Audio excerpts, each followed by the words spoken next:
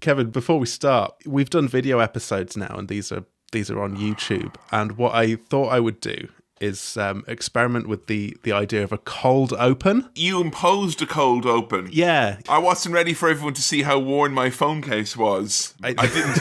That was an image I thought was an image that was earned from those who listen an hour plus, not the first 10-second people who then fuck off. But you showed them that, so show them this. Algorithmically, I think it's better to have a cold open from what I can sense from what's out there currently. So I thought maybe I'd do a little cold open, because this kind of... You don't need to use this podcast to format your choices of your life around. You know, you can just drink that. You know, the intro is playing at the moment. It's Is it? That's great. I had to think of rhymes, and now this.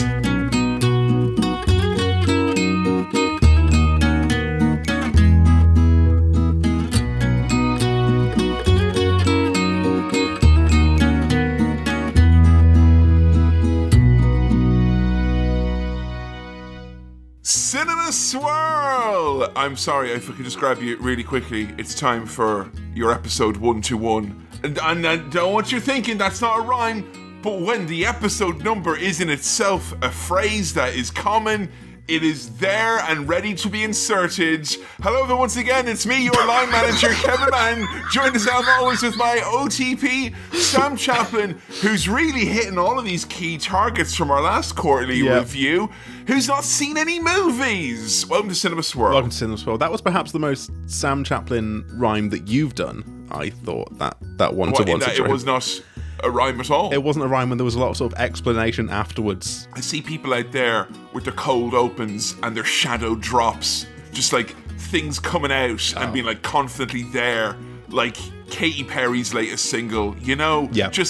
And I feel like I'm too gun shy. I have to this is a song about all the and that's why I've tried to do that. I've tried to explain myself, even though I'm very happy with episode. It's time for your one-to-one. They're never good, are they? One-to-ones. One-to-one. Well, look, if you've hit your personal development objectives, then I think maybe you can have quite a... Rarely hit those. We set them at the start of the year here at Cinema Swirl, and I think it's really important that we go through and we kind of tick off. We only get one reverse swirl a year, and I ate the sausage roll by mistake, so I don't really know how I'm meant to hit that demo. Well, we will be discussing that in your one-to-one. In my one-to-one. Great. Look forward to it. To be honest, I was sat there the whole time thinking about how I'm going to visually do a funny shadow drop next episode for the cold open. So we've had the cold open, and then I'm going to do a shadow. Something's going to fall over in the shadow. You would see the shadow. If you shadow drop, you're liable for a shadow ban, though, right? I'll do the little kind of funny dog thing with a shadow on the wall or something. As a matter of fact, those of us who have joined for the 10-year anniversary, where there was a ceremonious pivot to video on the YouTube website. That's youtube.com/Cinema Swirl. Subscribe and like and comment and watch. It's about the watch hours. Watch for longer. Keep watching. Just put it on in the background for as long as possible. Yeah. And you know what's amazing is I thought we were a very good move to YouTube because we naturally make thumbnail faces in our day-to-day.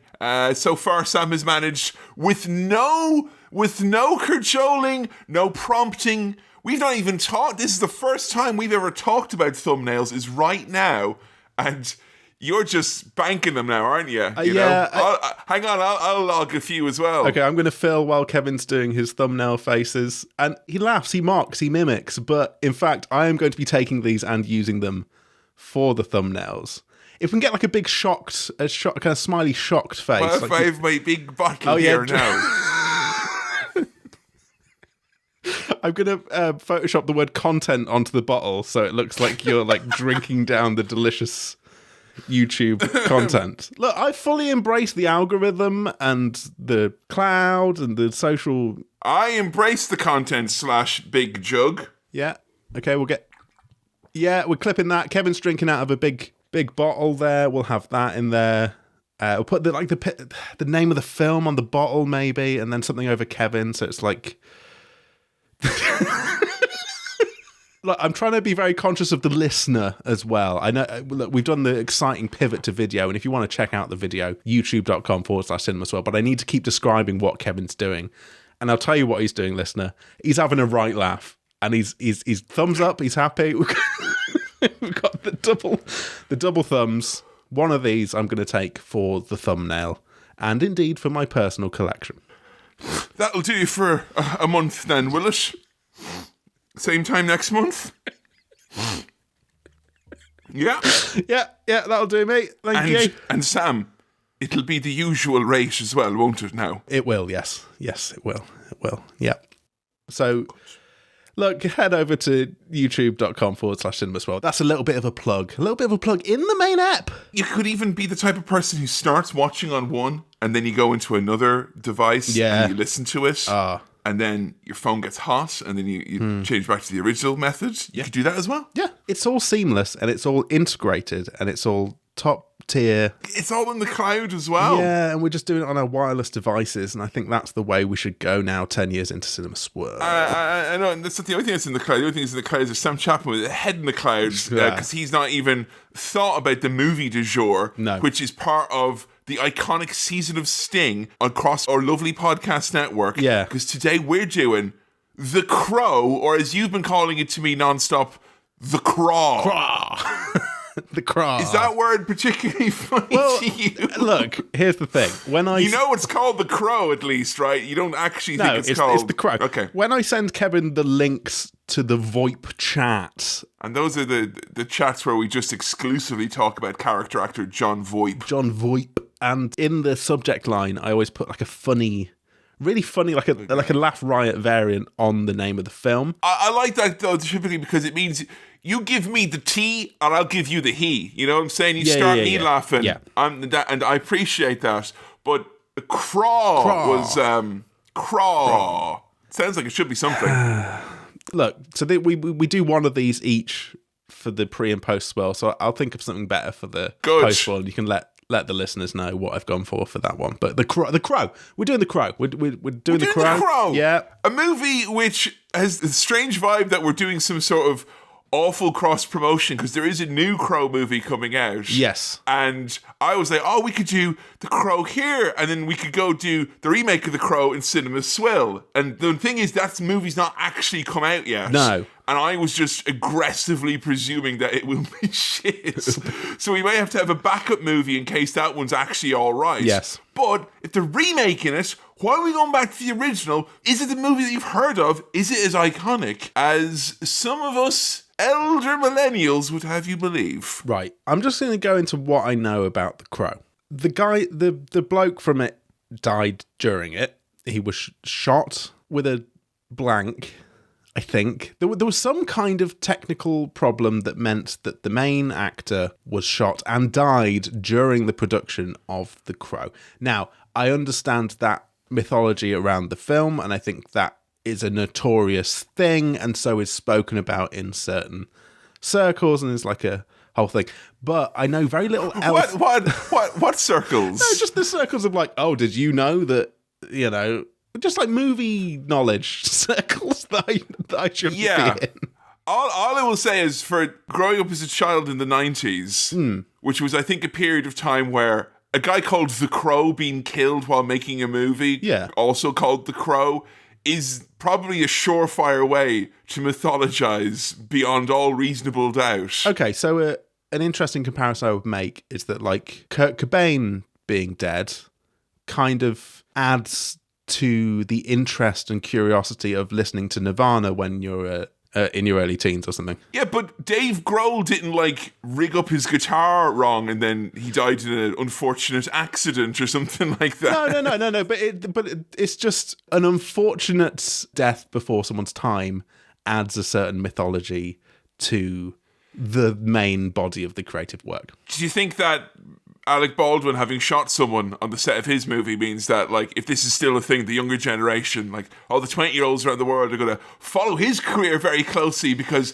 well, what are they to mythologize all 600 episodes of 30 Rock by having that guy go and shoot someone later on in his career? Right. Like, I don't know, is that just, I always felt like we were a bit more morbid back then. I don't know, because everyone from age 0 upwards. From day dot upwards. Yeah, from age dot upwards knew this, and even in rural Ireland, in small village, we knew this was a thing. How did you find out? People fucking talk about it, on the I mean, to be honest, the playground at school. The playground. Yeah. That never intrigued you then, right? You weren't that kind of morbid, gothic, curious kid. There's another aspect to this in that, look, Kurt Cobain died, and I have since listened to Smells Like Teen Spirit and the Nirvana albums. I got into that. Fair enough, man. Whatever. You do you, mate.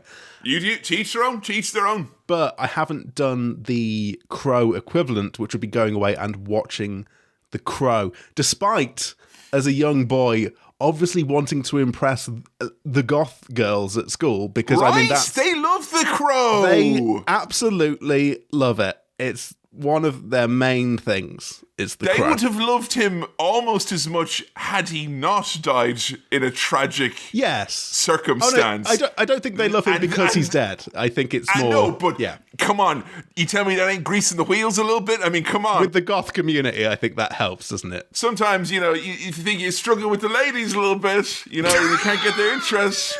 Just saying, you die horribly. Maybe they want to come and show a little bit of interest. That's why when you're at the bar and you go over to the ladies, you go, "Hey, no, just imagine though I could die tragically." With all due respect, madam. With all due respect, think about that. Yes, but with all due respect, I didn't then go on and watch The Crow. That's disrespectful. I feel like you got to, like so many others, got to be like, "Oh, a tragic thing that happened in this movie. Nom. Let's talk about it for minutes on end." And you didn't do the homework of actually watching it. No. Now, it doesn't happen. You don't see him die in the movie, obviously. That's not what we're talking about here now. But here's what I know. The guy was Bruce Lee's son, and Bruce Lee himself died early, possibly in a tragic circumstance. So that's interesting, right? That's like double interesting. So I knew that. I knew the concept. Right, he's got face paint on, and he looks gothic. And I mean, I tell you what as well, the goth girls, if they think you dying tragically is bad, if you're dying tragically and your father has already died tragically... Exactly. Oh, boy. Incredible. Clear your calendar, fellas. I'm just saying... You're going to be going on a lot of dates. You're going to go bowling. I'm just saying you're going to be going to Frank and Betty's. Yeah. I'm just saying you're going to be hitting up the laser tag. Yeah. If you know what I'm saying. So I knew that, and I knew that the main character, the Crow, has a kind of... It's very gothy, face painty. What type of face paint are we going with here? Black and white. A bit like Wes Borland from Limp Bizkit would have sometimes, that kind of thing. But I have since realised that what you keep seeing, like, it's the season of Sting, and I'm like, why? Just watching Wes Borland going, he must be the smart one. He's so quiet. He must be, right?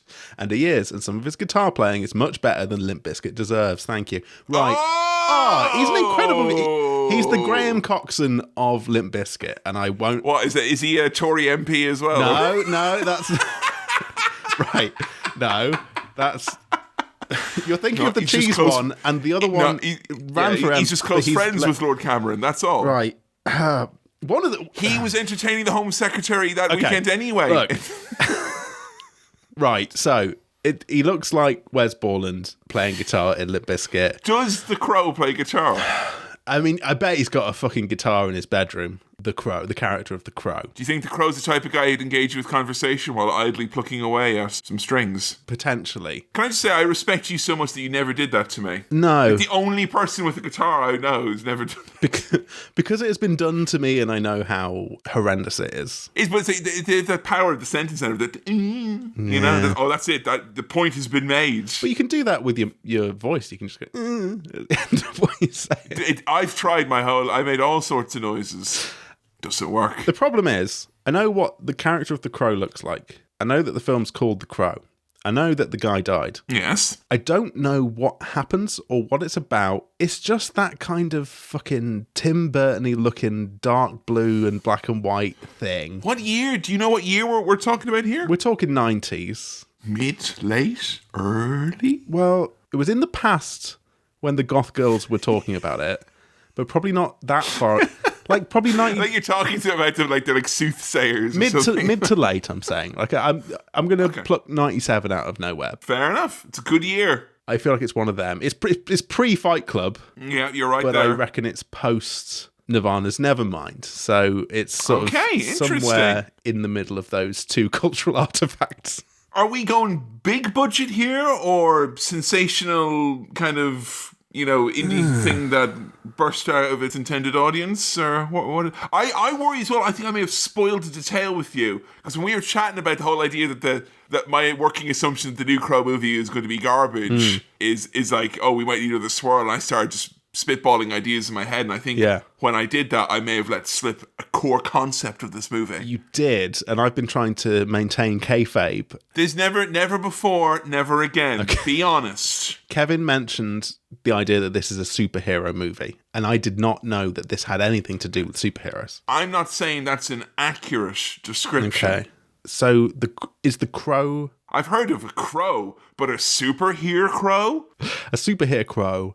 I read I'll never get my soup in this restaurant run by crows. Oh, superhero crow, come on. I read these goddamn crows. I read the kind of poster and the look of it as maybe horror adjacent. Okay. Or, again, I keep invoking Tim Burton, but that kind of, he doesn't look a million miles away from an Edward Scissorhands. I think you're going to be very pleasantly surprised, because I do believe there's a piece of media that you love that has within it a piece of media that makes, I think, quite explicit reference to this. Okay. There's a lot of movies like this came out around this time. This is there was kind of a particular theme of types of heroes. And maybe heroes are better than a superhero necessarily thing to say in that respect.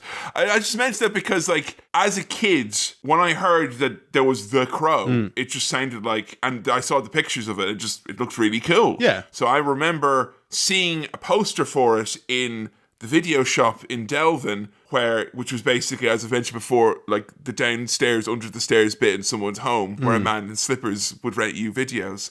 And I wanted The Crow, and my parents were like, no. Like, Crow. It was one of the only times I remember them saying, like, no, not this one. And I now know it's because they probably saw on the news or read in the paper, oh, this is the movie that got, the horrible tragedy of the guy who died or whatever it was. Because, like, I wasn't somebody who was wanting gory and 18s rated movies, but I generally speaking ended up watching whatever. I was 3 when I saw Predator, so surely when I was like undetermined age, not to spoil for Sam, I can watch The Crow, right? And no, and instead I had to watch the fucking Rocketeer.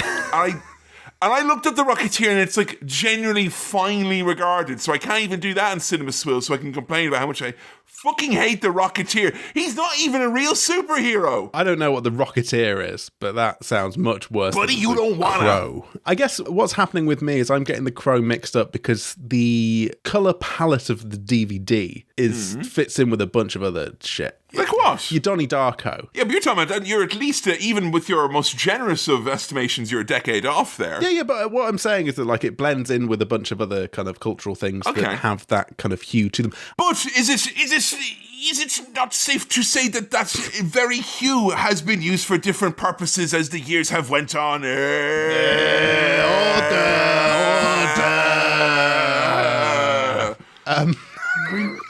Order.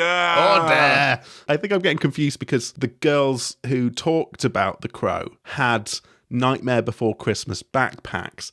So I'm kind of conflating those things in my head, and it's all getting mixed up. I know fuck all about it. Maybe when we watch today's film du jour, we might learn a thing or two about making presumptions about the tastes of goth girls. Yes. They're more than their backpacks, Sam. No, I know. And ultimately, this is what I've wanted the podcast to be about the whole time.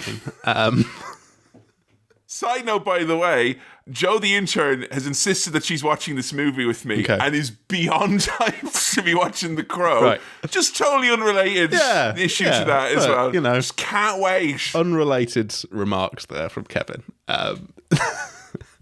Well, hey, aside from backpacks, man, let's get into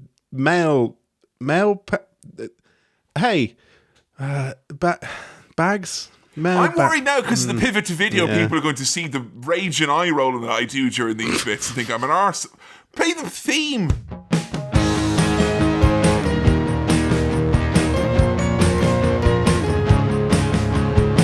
Hang on, I have to do kind eyes here now, Yep. so they think. Well, Oh, look, it's got another thumbnail. welcome to the mailbag. Thank you for sending your questions, queries, comments to cinemaswirl@gmail.com. That's cinemaswirl@gmail.com. You go right into the mail out there. You paste that into the taskbar. Baby, you're emailing. Or send them into the socials or the Patreon chat or, there's avenues, man. The socials has got videos of the videos now. There's so much stuff, man. And if you want to leave a comment or put a thing somewhere, we might find it. Wow. And we might read it. We might. Yeah. So we might even have a chat about it. Right bloody laugh some of the time. Some of these messages, they kind of... Some of these are good as well. And I particularly like Sam's policy of not reading the ones that are just nice compliments. Well, because it keeps us on the straight and narrow. Well, maybe I shall surprise you this time, because this message comes in from Michael, who writes the following. Hello, Michael, who writes. Subject line, Cinema Swirl flashbacks. Ahoy there, Kevin and Sam. I wanted to share two very specific, idiosyncratic Cinema Swirl flashbacks which popped into my head while listening to the 10th anniversary special. The first is from late 2014, not long after you started. I remember walking to a bus stop and discovering that my office at the time was down the road from the Tiffins on the Park Hotel. Michael provides a link to... It's still there! Yeah, the Tiffins on the Park Hotel. And how are we rating-wise there now, Sam? Oh, hold on. And have they got a function room? Because we could do the Cinema Swirl live show in there then, after all. Well, it says Quality Hotel, Tiffins on the Park, Adelaide. Whoa, hang on a second. Those could be separate. It could be a quality hotel, and there happens to be Tiffins available on the park. Hold on, let me get some TripAdvisor going and just see what the rating is here. I need the data, please. Ooh, I tell you what, I've seen some Google reviews. 2.6 stars, permanently closed. Maybe it's out of not embarrassment because of bad reviews. Okay, well, look, Michael, it was a nice flashback, and I'm going to continue. Michael writes, I can't remember if I shared that with you at the time. If you ever find yourself in South Australia, you could host SwirlCon there. Well, we can't, Michael, because it has permanently. Have we missed an opportunity to have promoted a business that we should have a decade ago, Yes. and now it's run out of business, and Adelaide is tiffinless because of the actions of a couple of, let's face it, pricks. Yes. Which, to be clear, it is us. And it would have been a great opportunity to bring together all the members of the Cinema Swirl fan base with their own individual ideas and opinions. Secondly, Like that. I distinctly remember staying in a hotel cabin near the beach, listening to episode 11, the Rocky episode, after my kids had fallen asleep. And that's just a nice memory. Thanks for the 10 years and for being there for me across 2 cities, 5 houses, a dog, a cat, and a divorce. Have the best time until next time. First things first. No more moving for you, friend. No. You've done. That's it. No more moving. You've done. You've done enough. Yeah. Done. I assume the divorce was between the dog and the cat. I figured. Yeah. Well, they were living in sin. Have the best time until the next time. Keep swirling. Michael, P.S. Please ask Kevin to say keep swirling, swirling, swirling in his Fred Durst rolling voice. And Limp Bizkit has come up, so it's relevant. And I will, and you least expect it. Okay. Slightly concerning. But thank you, Michael, for your message. And it was very sweet. And I'm glad you've had those memories. I love hearing when people are like, the little bit between the baby or the child going to sleep and before I have that. I feel that's a real. If you're listening there, that's a golden hour. Then we're really talking to you. Yes. So just that should be our guiding principle, Sam. Everything that we say could be being heard during that most pivotal of hours. Yes. So if there's any more mail, it better be fucking brilliant. And now you can watch it on your child's tablet device. YouTube.com/Cinema. Yeah, I mean, start 'em young. Yeah. You know? Yeah. The kids got to learn about Ireland and England's long history of conflict eventually. So, And this is the best place to learn about that. It is. You're not going to learn it in school. No. Next. Particularly if you're English. You're literally not going to learn anything about that at school. There will be no information about that. There probably is now. Crushing look on the faces of every GP surgery I've been to when I inform them that is not actually part of it. What? Yeah. It's like waking up and finding out you've got one less story on your house. What? All of that bit? Yeah, it's not... Then you get the negotiate bit where they're like, surely the small bit's yours and the big bit's ours. No. So thank you, Michael. Jody writes, which listener mailbag story arc has been your favourite? Disgusting food in the cinema was booked strong, but then along came harrowing tales of school/camp lock-ins.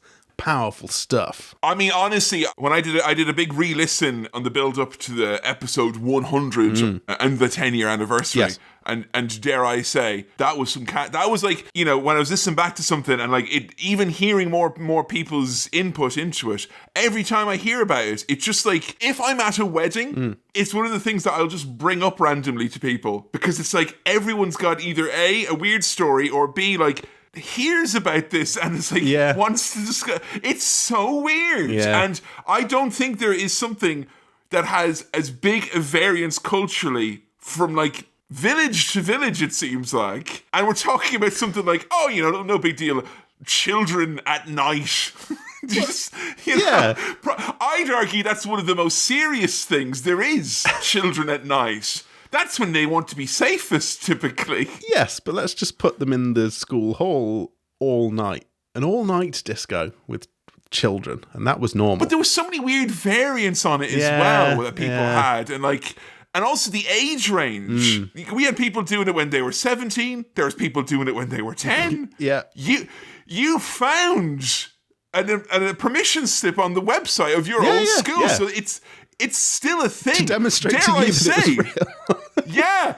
Dare I say, had I continued working at any of the schools where I previously worked, I may well have ended up supervising one. I don't know what I would have done. I would have rung the police. You never guess what's going down in name of school redacted. Yeah. I want to shout out the character of Sam Chaplin's dad, who emailed in quite a bit. Someone got the Sam Chaplin's dad's email address.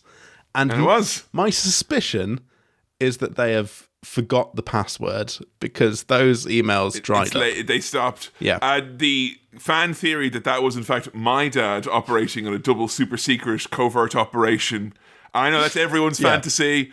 Oh, wouldn't it be great if my dad pretended to be your dad? It's just, logistically, it's never going to happen. I will say, vis-a-vis the characters of our dads, my dad, who has retired in the last few years and has since become an amateur writer of sorts, because he always loved poetry and whatnot, the other day revealed to me that in his recent writing class that he had written a piece about Cinema Swirl. Wow. So I said to Dad, Dad, you got to share that with me, because I'm podcasting and this is literally gold. Like, when you know your dad's not going to write a porno and that's not going to help your podcast, a piece of any sort is almost just as good. Yeah. To which he replied, it's not ready yet. Oh. So, whoa! So here I am to introduce the sky-high expectations of this inevitable piece from my dad. So fuck me. I'm excited, Sam. I'm so excited. It's not ready yet. That's such a good tease. Like, that makes me want to do Cinema Swirl forever until that's ready. He's not the type of person to, like, hold something back. My dad, used to show me what he was eating for lunch. Yeah. Anytime I was in the same... He'd just tip up his bowl going, look, there. It's not ready Salmon yet. in a bowl.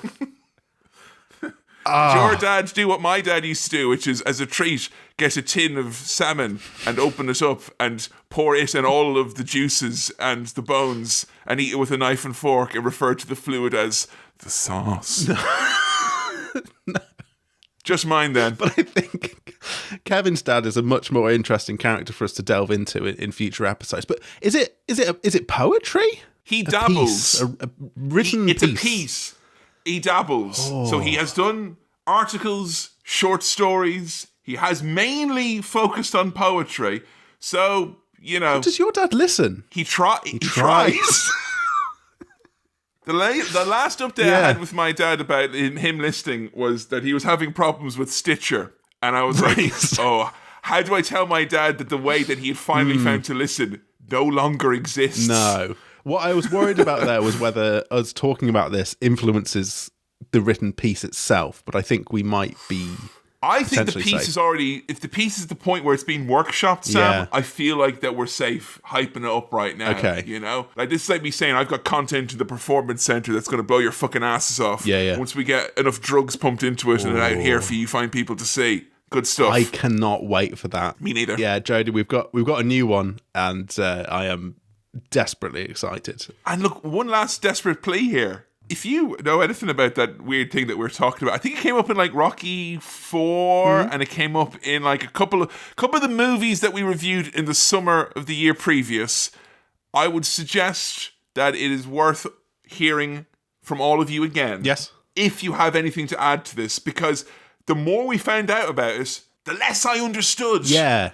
Look, if anyone wants to follow up an old mailbag message, please feel free to do so. I think we can have this as a continuing story. So thank you for your questions, queries, and comments into cinemaswirl@gmail.com. Let's wrap up that sweet mailbag. Oh, That's cinemaswirl@gmail.com. Kevin was taking a big glug out of his lovely water bottle, which I will be featuring in the thumbnail. I need to work out what words to put on the bottle and on you. You know when like someone's drinking something, it's like memes, and then the other thing is like millennials. You know, something where... The problem is, though, I'm not drinking the content. I have to be like if anything, you should have a see-through look at my digestive system. Yeah. And that should be the content, because I'm making it. The issue is if we start workshopping the YouTube thumbnails, we're going to back ourselves into a series of corners here. YouTube is going to feature prominently in the auto-made chapters on Spotify, is what you're saying. And I think Dog Pass is struggling for breathing room as it is right now. We can't really pivot to another partner at this late stage of the game. We're confusing that Spotify algorithm right now by throwing in all these words and these buzzwords. The Crow is a movie. Yeah. Which I believe you might think is a right larf. Okay. Depending on the mood right that you're in laugh. for it. I think you might find it a right larf. There's layers to enjoying The Crow. And needless to say, when I finally got to sit down and watch The Crow at the ripe young age of 18 years young, because no one can tell me what I'm going to buy in HMV now that I've moved out properly from school. Yeah. Mom.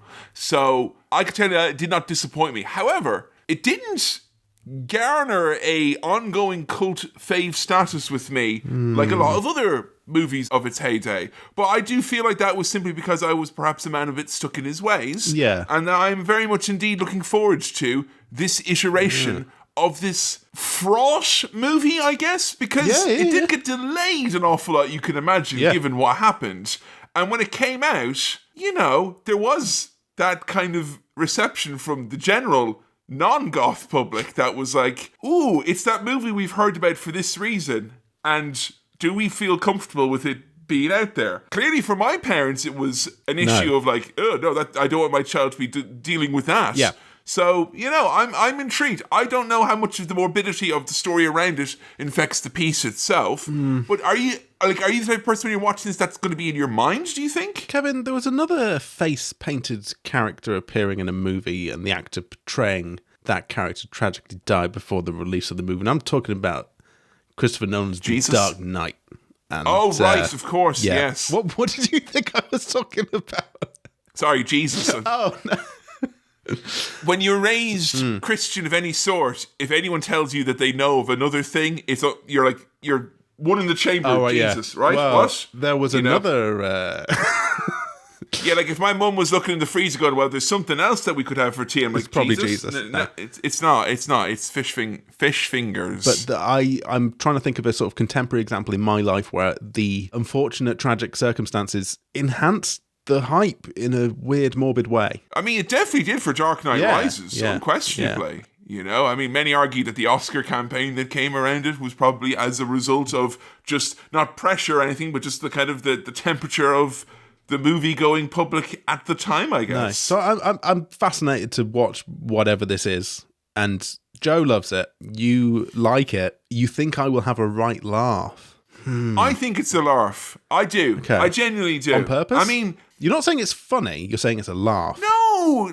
It's fun. It's fun time. There's been a certain type of... And I'm not saying genre, but there's been certain types of movies recently that I feel like you've just really gotten into. Like, popcorn. Popcorn movie. A friend of mine pointed out on Twitter the other day, like, that's a bad term, isn't it? Because how much popcorn did you eat during Citizen Kane, Kevin? Brackets a lot. Yeah. A lot. A lot of popcorn. But, you know, fun movies. Sam likes fun movies. And if I've not learned that after 10 years of Cinema Swirl, I don't know what I've learned. I just want to have fun. Yeah, right? Yeah. Easy. Yeah. Well, I've got just the fucking ticket for you then. Jesus. So why don't you come down that? No, not... There was another guy who just wanted to have fun, wasn't there? And there's another guy who the goth girls got really into later on in life. And he wore crucifixes all the time. Yeah. He was the original morbid man, and his name was... Let's go do a Cinema Swirl. Oh, this episode of Cinema Swirl is brought to you with the support of our backers over at patreon.com/Cinema Swirl. Paid backers get instant access to every episode of Cinema Swirl, our monthly exclusive bonus show where Kevin and I review bad movies. And this month, in fact, right now, if you're hungry for more Crow, then have we got a feast for crows for you. We did The Crow City of Angels, the sequel to The Crow, starring Iggy Pop as new character, Ian Jury as a new character, and Deftones as themselves. If that sounds interesting, or you want to listen to all the previous episodes of Cinema Swirl, head on over to patreon.com/Cinema Swirl to find out more. Right, let's get swirling. And we're back. Yeah. The next words out of my mouth are an absolute just a lie, and Sam's response will also be a lie. More on that in a second. Initial gut reaction to The Crow. Remember, listeners and viewers, I am lying, but this is also true. Yeah. Look at you now.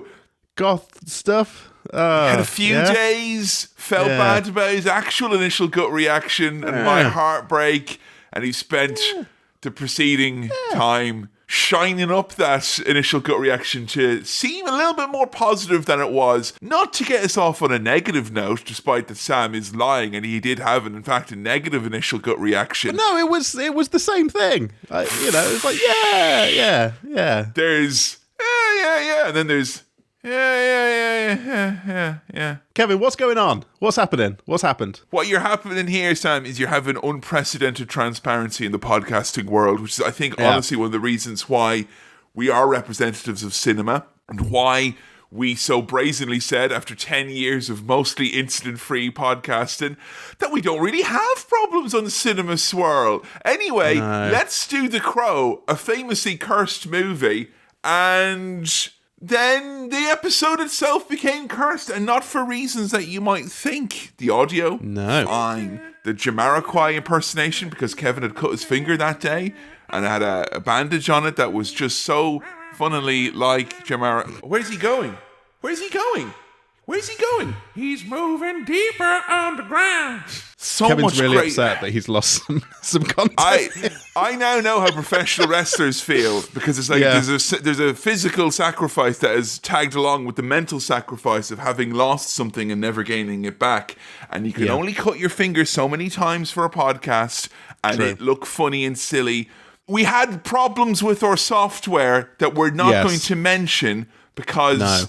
We don't want to give them the air of publicity. No, we don't. They don't deserve it. Now, look, Kevin, I think the combination, and we spoke with such hubris in the last episode about we've not really had any fuck-ups where we've had to abandon it. Let's review a movie again, but not really this time, because we can do whatever we want now. We've done 10 years, 12 episodes per year. It's felt like 12 years because of how many times we've had to go around and try and record this bit again. Now, to be clear, we didn't record a whole post-swirl and have to abandon it. We recorded 8 minutes and then it kept going wrong. And then we tried that again, and then we tried it again. So I've got 24 minutes of the most slow motion fucking disaster of my podcasting career. Kevin, it's a good thing this didn't happen during the Groundhog Day episode, because then that would have been good. Right, it's the combination. No one would have believed you. No, it would have seemed fake. It's the combination of pivoting to video and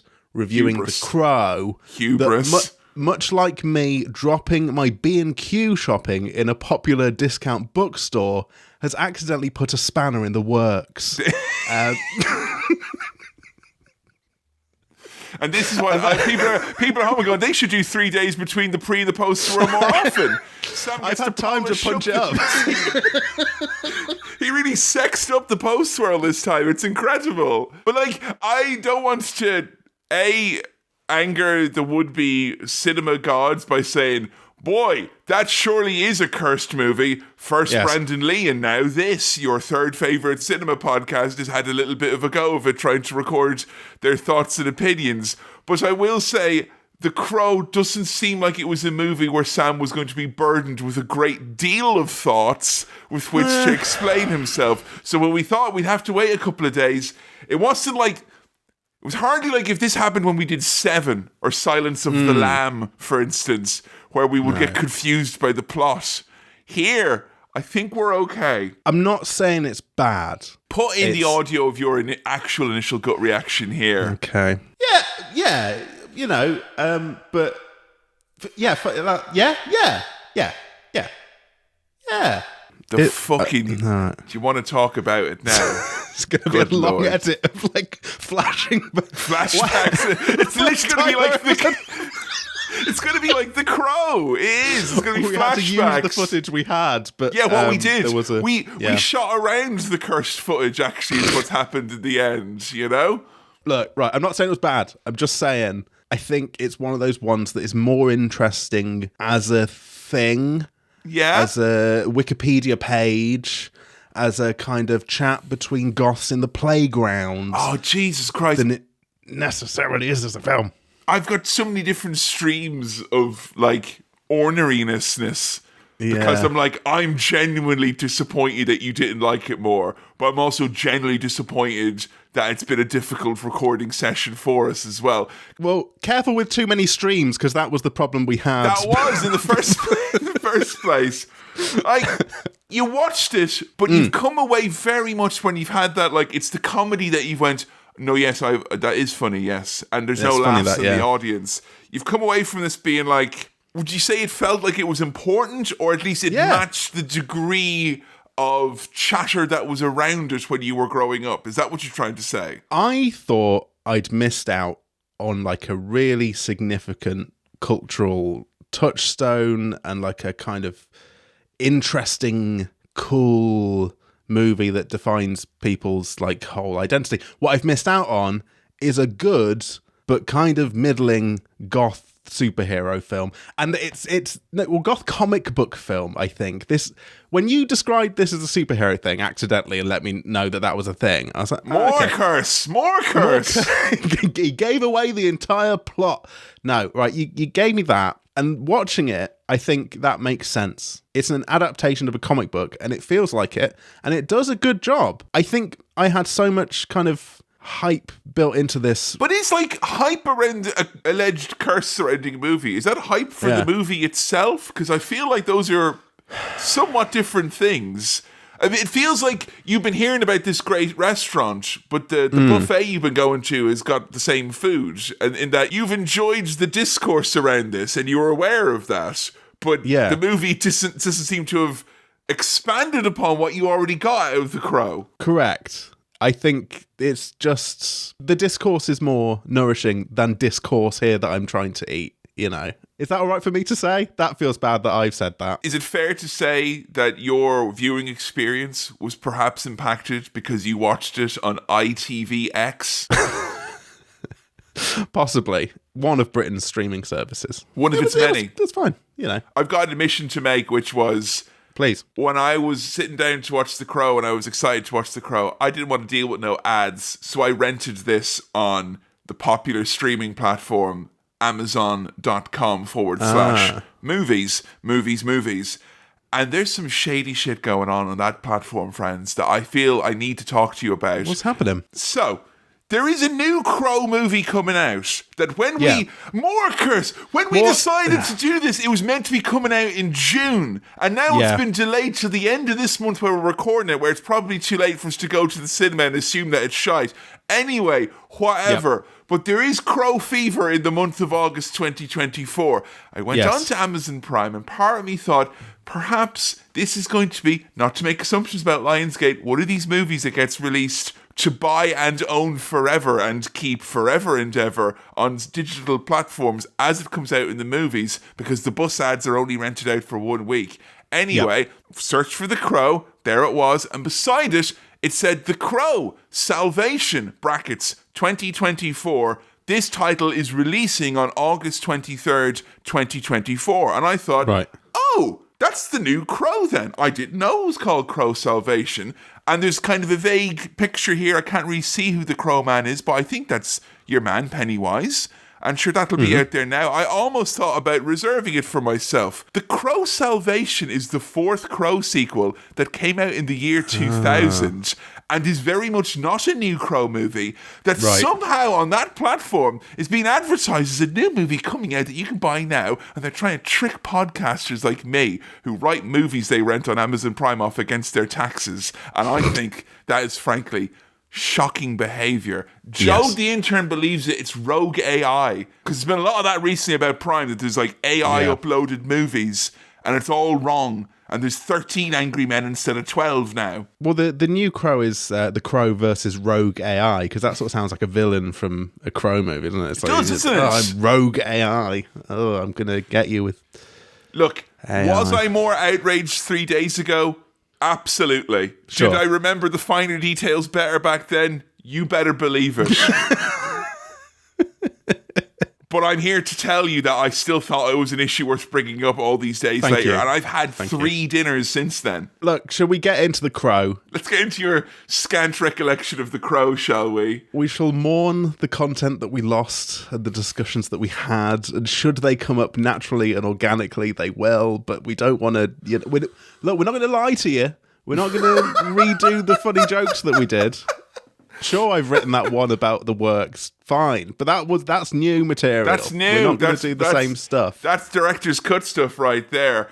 Look, there's a feast for the eyes here. It's a pretty looking movie. Even all these... Oh, no! You could have a go at how it looks as well. First thing I've written in my notes, aside from... I didn't know October the 30th was Devil's Night. Devil's Night. That's not real. Devil's Night. Devil's Night. Devil's Night. I put, is this film, like, cheap? Question mark. Is this, like... I thought this... Is it just kind of like a independent, low-budget thing? No. Not low budget, but, like, it's got medium. Loads of proper actors in it. And... Look, I know that because someone died, you immediately, oh, that's low rent then, is it? That's not true. No, I'm not saying Dare I say... They skimped on health and safety. No, but like judging from like the great arc of history in Hollywood, it seems that if someone passes away tragically, that actually infers a higher budget, if anything. Yeah. Okay, you know? Yes, so... Devil's Night, though, mate. That's what we call St. George's Day back in Ireland. Oh, that's... No, we don't. We don't call it anything because we don't even know or care what it is. No, I don't think most people in England do. And ironically, when I came to this country, I was like, wow, ye neither. How about that? Okay, so we've got some kids talking about how some crows bring souls back. Thank you. All right, yeah, fine. This little girl is basically like, if you want that baby boy's whole, you gotta pay the crow toll. Many tolls are in the devil's city. And I thought, in terms of something that has been ripped wholesale... And wrestling owes a great debt of gratitude, as do a lot of Spawn, The Max, Batman, so much like later media, particularly movies and whatnot, owes a great deal to this. But Jesus Christ, if wrestling didn't fill its boots with creepy girl reading out an auto cue with not much throat behind it, not much. Really, that kid had better things to do, aka skating. And the boogeyman is going to throw some worms at you or something. I don't know, I'm trying to think of one. If I die before I wake, I hope the boogeyman doesn't come to Saturday night's main event. Did you have an affinity for this character because she was a skater like yourself? Well, look, I appreciated that. I think it's actually harder than you'd think to look sad while also skateboarding. Like, I think you're having a fun time on those sick wheels, man. I'm just saying it right now. The Crow, this Crow, should have been a bonus character in Tony Hawk's Pro Skater 3. Sorry, it's true. It's true. I would be shocked if the Crow has not appeared as a playable character in some sort of extreme sports game. Or in some Soul capacity. Calibur. He could be in there as well. Like, Yeah. What does the GameCube get? The Crow? The Crow? Okay, and what does Xbox get? Obi-Wan Kenobi, is it? Fine. Right, there's a crime scene here being investigated. A couple who were married or having their... Is this their honeymoon or so? On like Halloween, like the night before Halloween. What is this? A fucking Blink 182 lyric? Come on, guys. And I love Blink 182, but Jesus Christ, we got like, I've been married and murdered on Halloween. It's Devil's Night, and I've proposed. Everything happens in flashback. I don't care what you say. I thought this was vibrant with its contrasts. It was orange when they went into the past. It was. And it was all dark and moody. They made all of the buildings were all gothic and weird and twisted. Come on, Sam. That's a pretty movie. Yeah. All I've got in my head now is, where are you? You Where threw me are out you? a window. GPS doesn't work because of the Gothic architecture. The gargoyle has disabled 3G, but that's okay because it stops vaccines from working. But that's good because what they do is control our children's minds. Where are you? Where are you? I'll tell you where I am, mate. On the same page as you, yeah? I'm glad he said it as well, yeah? I'm glad he said it. Cox in house. Let's get Blink 182 in here. The people of Sunderland deserve a better MP. Stop bringing in all my faves and slagging them off. Little girl on a skateboard. She was being looked after by the main character, whose name is Eric, which... Look, if you showed me that box, that DVD cover, and said, what is the crow's name? I would have not in a million fucking years, no disrespect to any Erics, have guessed Eric. Why not? But his name is Eric Draven. Draven. Who is the crow? Is he Eric DeRaven? Like, is he... But he's a crow. Like, A raven is not a crow. No, so why would you call him Eric DeRaven? Like, call him Eric DeCrow. Like, call him... Mr. Crow, I don't know. It's a cinematic art known as subtlety, Sam, that maybe is lost on you. You but can't me, say that this is a subtle film. But me, the zoologist, who knows his ornithology a bit, I respect subtlety and I respect zoology, and I felt that they erred on the side of caution on both there, and that was to the movie's benefit. Yeah. The problem is now is because I like this movie, but I like it in that kind of vague, like, yeah, fuck it, I like it. It vindicates all the other shite I like. And I've had 3 days now. It's like I don't have that fucking, you know? Yeah. You know when a boxer goes in a ring and he's furious? Like when Rocky goes in, when one of his mates has died, he's like, "Arr!" And he's gonna kill anyone, no matter what the geopolitical situation is. Yes. I feel like I'm Rocky 5 now, where I'm like, I think Adrian's dead, or either I'm late for dinner. You know, that's where I'm at right now. So the good thing is, because we're 3 days later, I can make a reference that I couldn't have done before. Kevin, as we know from the Olympics, skateboarding in the rain is a bad idea. But that doesn't stop this little girl. It's not a little girl. This girl, Sarah, which is, you shouldn't do it. I was meaning to ask, though. Yeah. I heard there was a big soccer match recently for the United Kingdom. Or England. Not for the United Kingdom. No? Not for Team GB. No, there was an England's game. Not. Yeah, there was England. There was. Yeah, there was How'd you get on then? In the final of the Euros. Yeah. We did. Tell you what, we put up a valiant effort, and Southgate did the best he could with them boys. And what's that? Oh no! Sorry. I just got a hurt there. But apparently outside there's a taxi for England to where? The back of an ambulance. Hey! Taxi to the back of an ambulance is great. And as they've often said, you can take our 6 counties, but you'll never win your football games, will you? You'll never win them. The good thing about the delay is Kevin's Euros reference is now older than it would be. It's like a fine wine. It's gotten better with age. aged well. Yeah, this girl, Sarah, she's visiting the graves of Shelley and Eric de Raven. Were you much of a graveyard boy? There was a period of time where when I would walk to work, it would be most convenient for me to pass through a graveyard. Would you ever whistle past the graveyard, or would you just kind of? Is there a dignity, the solemnness? So I think there was something going wrong there with your throat or something. What was that? Sorry, I was wondering if you ever, piss while you're in a graveyard. If that was that you did. No.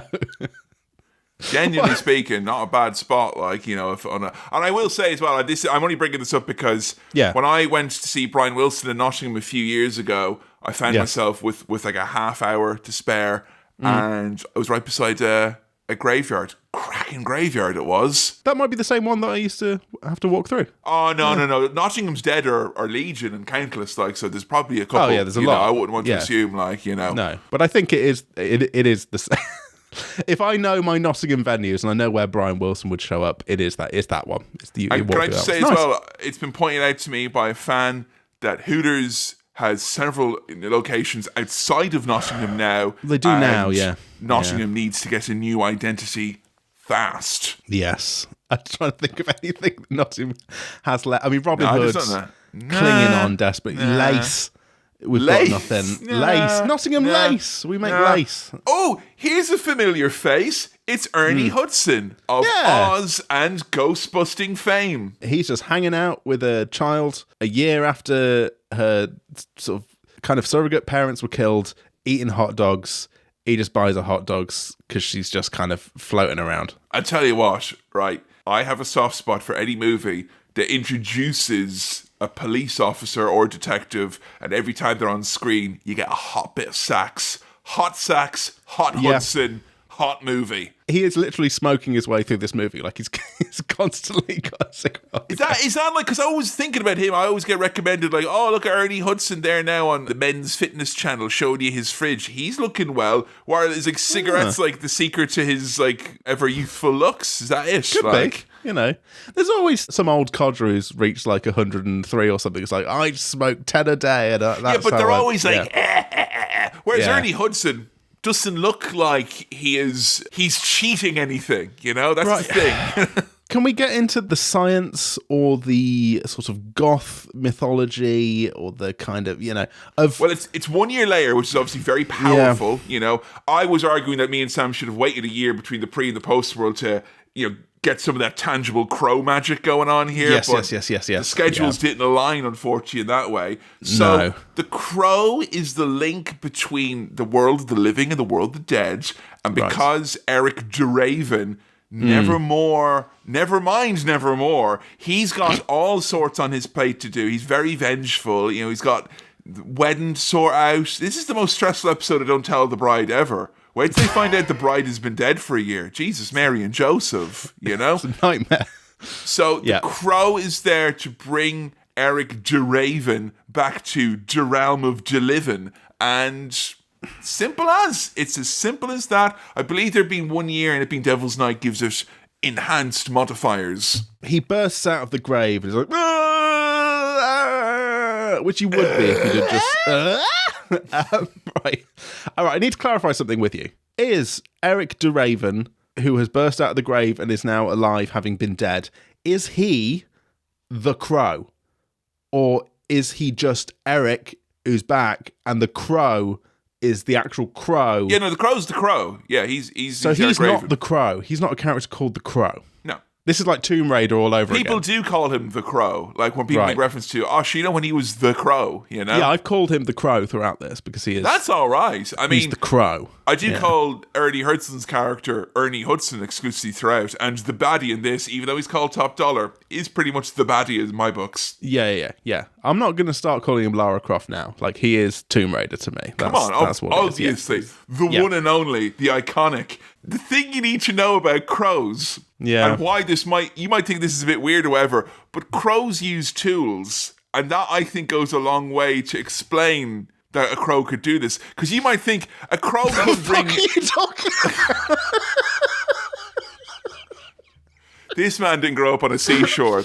This man hasn't seen a crow take a small stone from a rocky beach and fly up in the air and drop it on a muscle to access the sweet flesh within. Right. And that's what I'm saying here, is that the reason why the crow is a good choice for this, zoologically, is that they are an animal that uses tools. They have means to an end. And I'm not getting no capybara to bring me back from the land of the dead. What tool has this crow used? It's magic. Oh, okay, yeah, right. So it can I'm not use saying tools. the crow is magic. I'm saying the crow is utilizing its inherent magic. Yes. I know what you're thinking. Why don't you use that mana to open up their muscles, lickety-split, no more flying up and dropping rocks down on a rocky pebble beach? I'm like, well, save some of that magic for the Crow sequels. Yes. The magic meter is only so full. You don't want to be wasting it on It's on only a magic little muscles. crow. Yes, it's only a little crow. Eric has got his shirt off when he comes out of the grave, and he's kind of going around all shirtless. And I'm like, goths, goth girls, goth everyone, I get what you're going on about. Like, he's a good-looking dead man. I think I need to find out, because like I'm getting the document updated this second, but like after this, I'm like, you're burying me topless. Like I did, Yeah. Fine, it's still, if you need the suit and all that, fine, because if you bury me topless and I've got the suit pants on, I'm like a wrestler at a contract signing who's like, I'm not going to listen to you anymore, Triple H. Yeah. And, if, for instance, an intrepid grave robber comes by, they'd be like, all right, yeah, it's a good looking corpse. If I happen to get crowed, I'm ready to come, I'm ready to go. I mean, to be fair, a funeral is like kind of a good motivation to get grave body ready. You got to get yourself buff for... All summer long, I've been getting grave ready, and I think there's nothing wrong with that, No. I've been making my eyes a little glassier, as you can see as well. Yeah, nice, very nice. It's gonna look good, It'll be a smoother transition for my loved ones when I'm in the ground. I kind of look a little bit like, why is he glassy-eyed and topless? Don't worry about it. You'll be ready. Kevin, I'll tell you what is a grave set of circumstances. This criminal gang smashing up a gosh darn arcade. That seems like that's not on, guys. Why, come on, man? I'm just having a good time. Yay! David Patrick Kelly. He's here to be, what a bad guy. What a slightly manic bad guy. What a creep, really.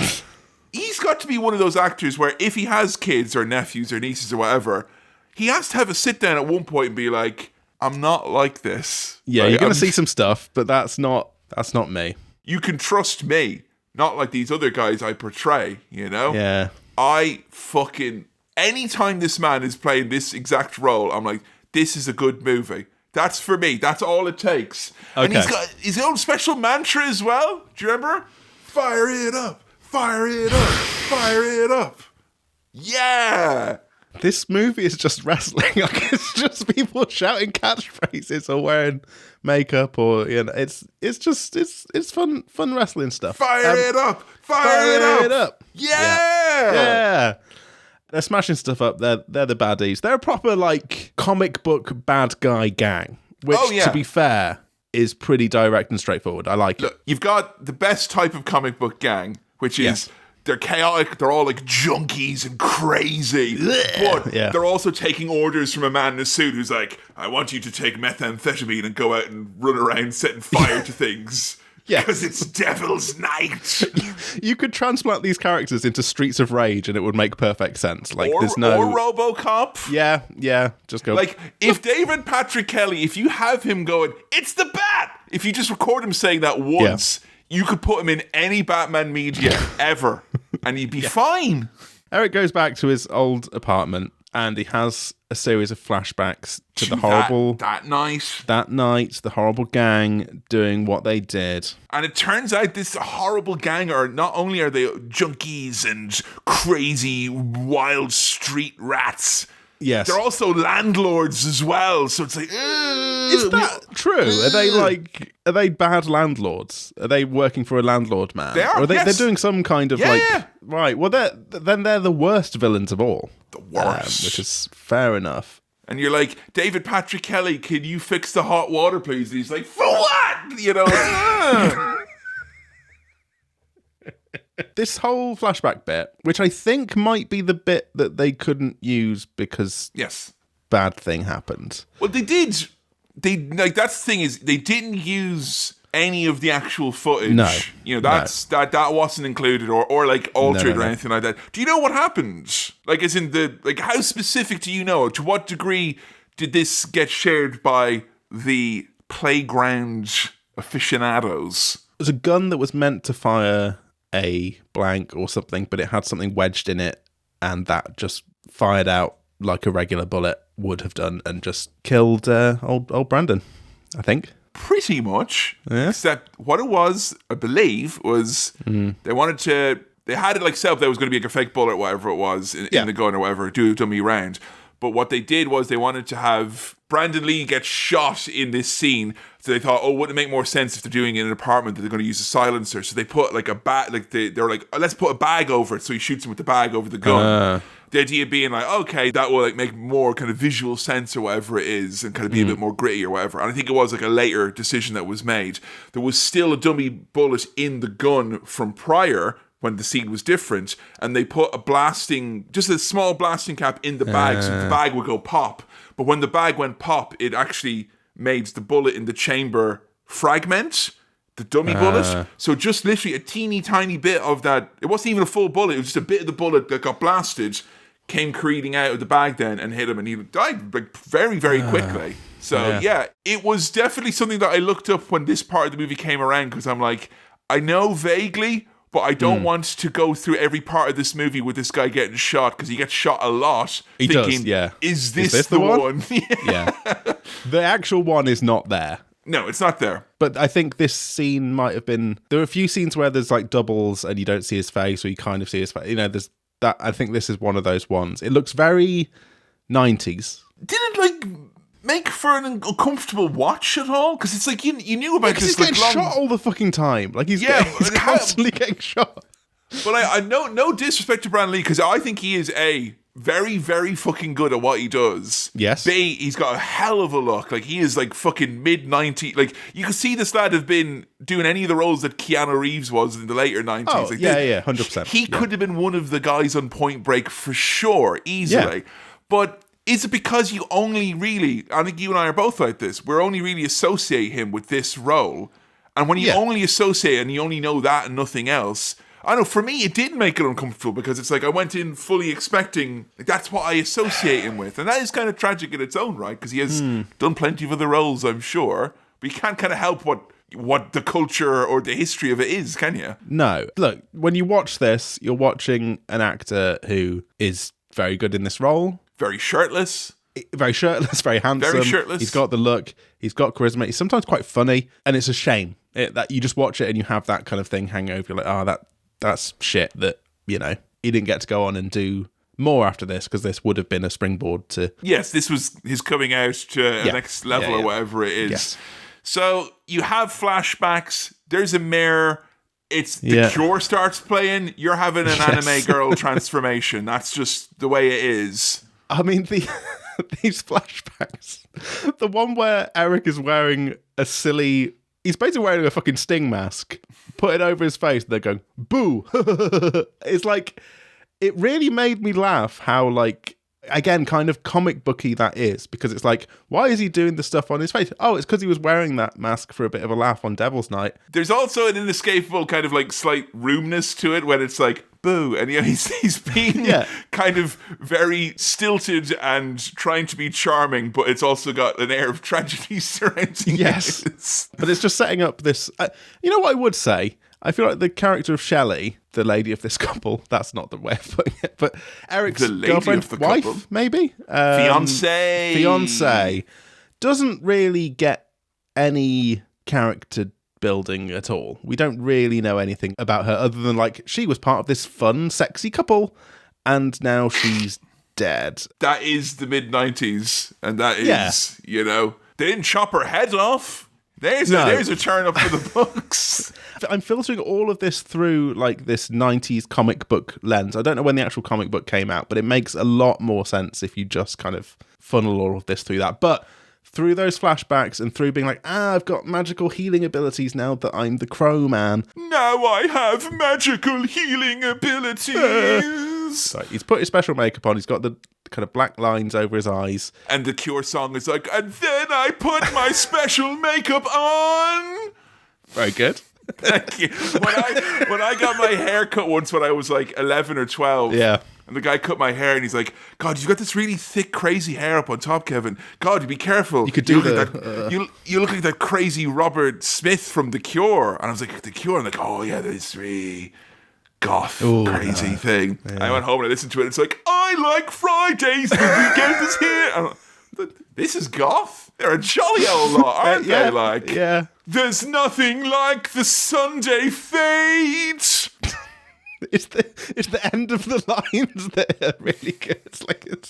And then when you're at a loose end, ow! Yeah, loads of that sort of stuff. I thought The Cure was a very good backdrop for The Crow. And perfect, yeah. The sea, come on, you guys, there's such synergy there. That works well. He's put the special goth boy tight t-shirt on as well. He's put the long sleeved, goth boy t-shirt. What's that? You're going to slowly replace it with duct tape as the movie goes on? Well, that works as well. I got confused and thought that the crow was turning into a crow, but he's been guided. No, you're thinking of the fly, I think. Crow. Yes. Right. Different movie. Fine. Yes. Different movie. Yeah. Right. He looks very cool. He feels very wrestling, and he feels extremely fucking Batman. Like, oh yeah. Jesus Christ! Like, it's Batman, but a bit more goth and a bit more explicitly violent. Have you read or seen any Spawn or anything like that as well? Because that's very similar, kind of dead, back to the life, vengeance tale and stuff like that. It was very much the mode of the form at the time, you know. Yes, yeah, I can imagine. I've not read many superhero comics in my time, even though I look like I do. I know that. Look. Lads, no one loves a crazy night out on Devil's Night more than me, but know when it's going too far. And when they started targeting the cash converters, I was like, people need a place to return their obscure jewelry that they got for Christmas that they will never wear. He has the proper Batman, where is she kind of, he's still doing that kind of, intimidating. You mentioned this to me before we recorded, and I think obviously it's part of the point of this, but he is not just a little bit like Sting from wrestling. Because Sting obviously has the look, and, he had, in wrestling, the storyline with this character was that he had a big kind of revenge kind of fantasy or whatever it was that played out over a long time. But, the thing I was not prepared for, because I'm a much bigger fan and I've seen a lot more of Sting the wrestler since I had previously seen The Crow, where I was just like, oh yeah, he looks like him, whatever. But the way that he talks, his inflections in his voice, hello, and his little flip of his switcher that he does, boy oh boy, Steve Borden didn't just nick the face paint. It's so much of the demeanor. I think obviously they're similar, kind of fucking California voices and all that jazz. I think that's a lot of that is just kind of, wouldn't you know? But yeah, he is 1,000,000%, not just visually, aesthetically, the core of it, the voice, the kind of slight, he's serious and then he's a little bit flippant and jovial, devil may care attitude. Ooh. Yeah. In a way, it's like we got to see what The Crow would be like if tragedy never struck. And pretty much, that is basically what happened. Yeah. And, I feel you get into that easier mode of being it's an homage or a tribute if that franchise kind of withers on the vine, so to speak, afterwards. Yeah. Straight to DVD videos repurposed as potential remakings in the 2024 era aside. Yes. Eric kills the first baddie. They've all got silly names. This guy's Tintin. Why is he Tintin? I mean, I read some of them earlier Tintins, and I'm like, this lad, he was so disrespectful in the Congo. He was so disrespectful to the Aztec people. Yeah, I'll kill him. I'll kill him for 10, and I'll get his little dog for 15 as well. And that drunk captain, I'll do him for free. I suppose this is the difference between The Crow and Batman. Batman's not killing anyone. Batman's not knifing anyone, through their abdomen. He's just... Yeah, but honestly, Sam, if I was upside down and someone had put a piece of paper saying for Commissioner Gordon, I'm like, just kill me. Just kill me at that point. I'd rather be dead. Just kill me to save me the embarrassment. You imagine me going back to Ireland and they're like, we saw the headline in the Daily Mail. We saw you there now. Top boffin and alleged podcaster Kevin Mann found upside down with a sign saying for Commissioner Gordon. And apparently you'd pissed yourself as well. Well, actually, I was upside down, so, Yeah. I could have just had like a bloody knee or whatever, man, and it went up towards the crotch because that's a natural pooling area. I'm going to emigrate again now. Kevin, in the least surprising twist of all time, Eric de Raven used to be in a band, man. No! Are you kidding me? This is where I thought that Sam would be like, you like this, won't you? There's a band. But unfortunately, what I've noticed is a lot of bands have kind of got this internalized anti-band mentality where you'd think that they'd want to lift and raise up the other bands, but instead they feel threatened by that band. And I think Sam feels a little bit threatened by Eric de Raven's cool band. Can't rain all the time, Sam, huh? He was in a cool band. He was a cool guy. He's got the look. He's got the limited edition vinyl as well. Come on. Yes. Not so bad. That girl Sarah is just kind of floating around now. Her mum works at this dodgy rock club that all the baddies come to. But, the Crow now, Eric, he's going to a pawn shop, which is the pawn shop where Tintin, the baddie who has just died, pawned his fiance's engagement ring. Thank you. I think that's the detail there. Can you imagine a married person not having their ring on them at all time, even in death? That is... Well, shocking. Yeah. No. Shocking behaviour is what it is. There's something, and we mentioned this before, kind of horrible about Brandon getting shot in the abdomen in the film and then instantly recovering and being fine. I feel like when I went into this movie, I went in with a very fun and free mindset. And I think if I went in and literally thought about that, I think it would have been a much different movie. I'm starting to understand that perhaps this was less of a romp for you because the very nature of the bit that I thought was most romp-like is perhaps the bit that is most difficult to ingest. He gets shot in the abdomen and it's magically better. I know, and he's all like... Whoa. I really love this pawnbroker who feels like he could have fit into the world of Rocky, maybe. When he shoots Eric and Eric recovers, his exclamation of surprise and fear is just saying shit on me over and over again. He's like, shit on me, shit on me. And I'm like, it's not an instruction, but that's his fucking hell. Shit on me. Look, we can't help what our proclamations and exclamations are.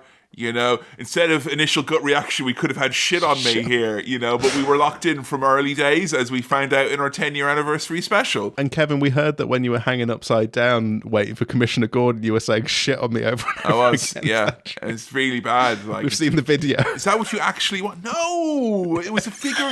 Over in the UK, they say different things. They don't say shift over here. None of the girls knew what I was talking about at the disco. He blows up the fucking pawnbroker. Yeah, cool, dude. But let's the guy live. And he steals a guitar as well. Yeah, because he loves shredding, both at the gym and on the fretboard. Am I right? Thank you. Am I right? Yeah. I didn't know he was a lumberjack because that guy's got a stone cold axe ready to go and chop down some arboreal trees. I'm talking about he's got a cool rock star vibe to him. And as soon as he got the guitar, I was wondering if, like me, you were like, guitar performance incoming. Yeah. Yeah, it sounds like he's not that great a performance actually. No, look, he wasn't actually playing the guitar. Well, you can tell that, with respect, Brandon cannot play the guitar. Yeah, because I'll tell you what, Sam, because he ain't playing. That's fucking deadly serious to him. That's what that is. It's no joke. You and the rest of the boys go, you play your guitars, your toys. Oh, he's not playing the guitar. Yeah, you don't. He is guitar.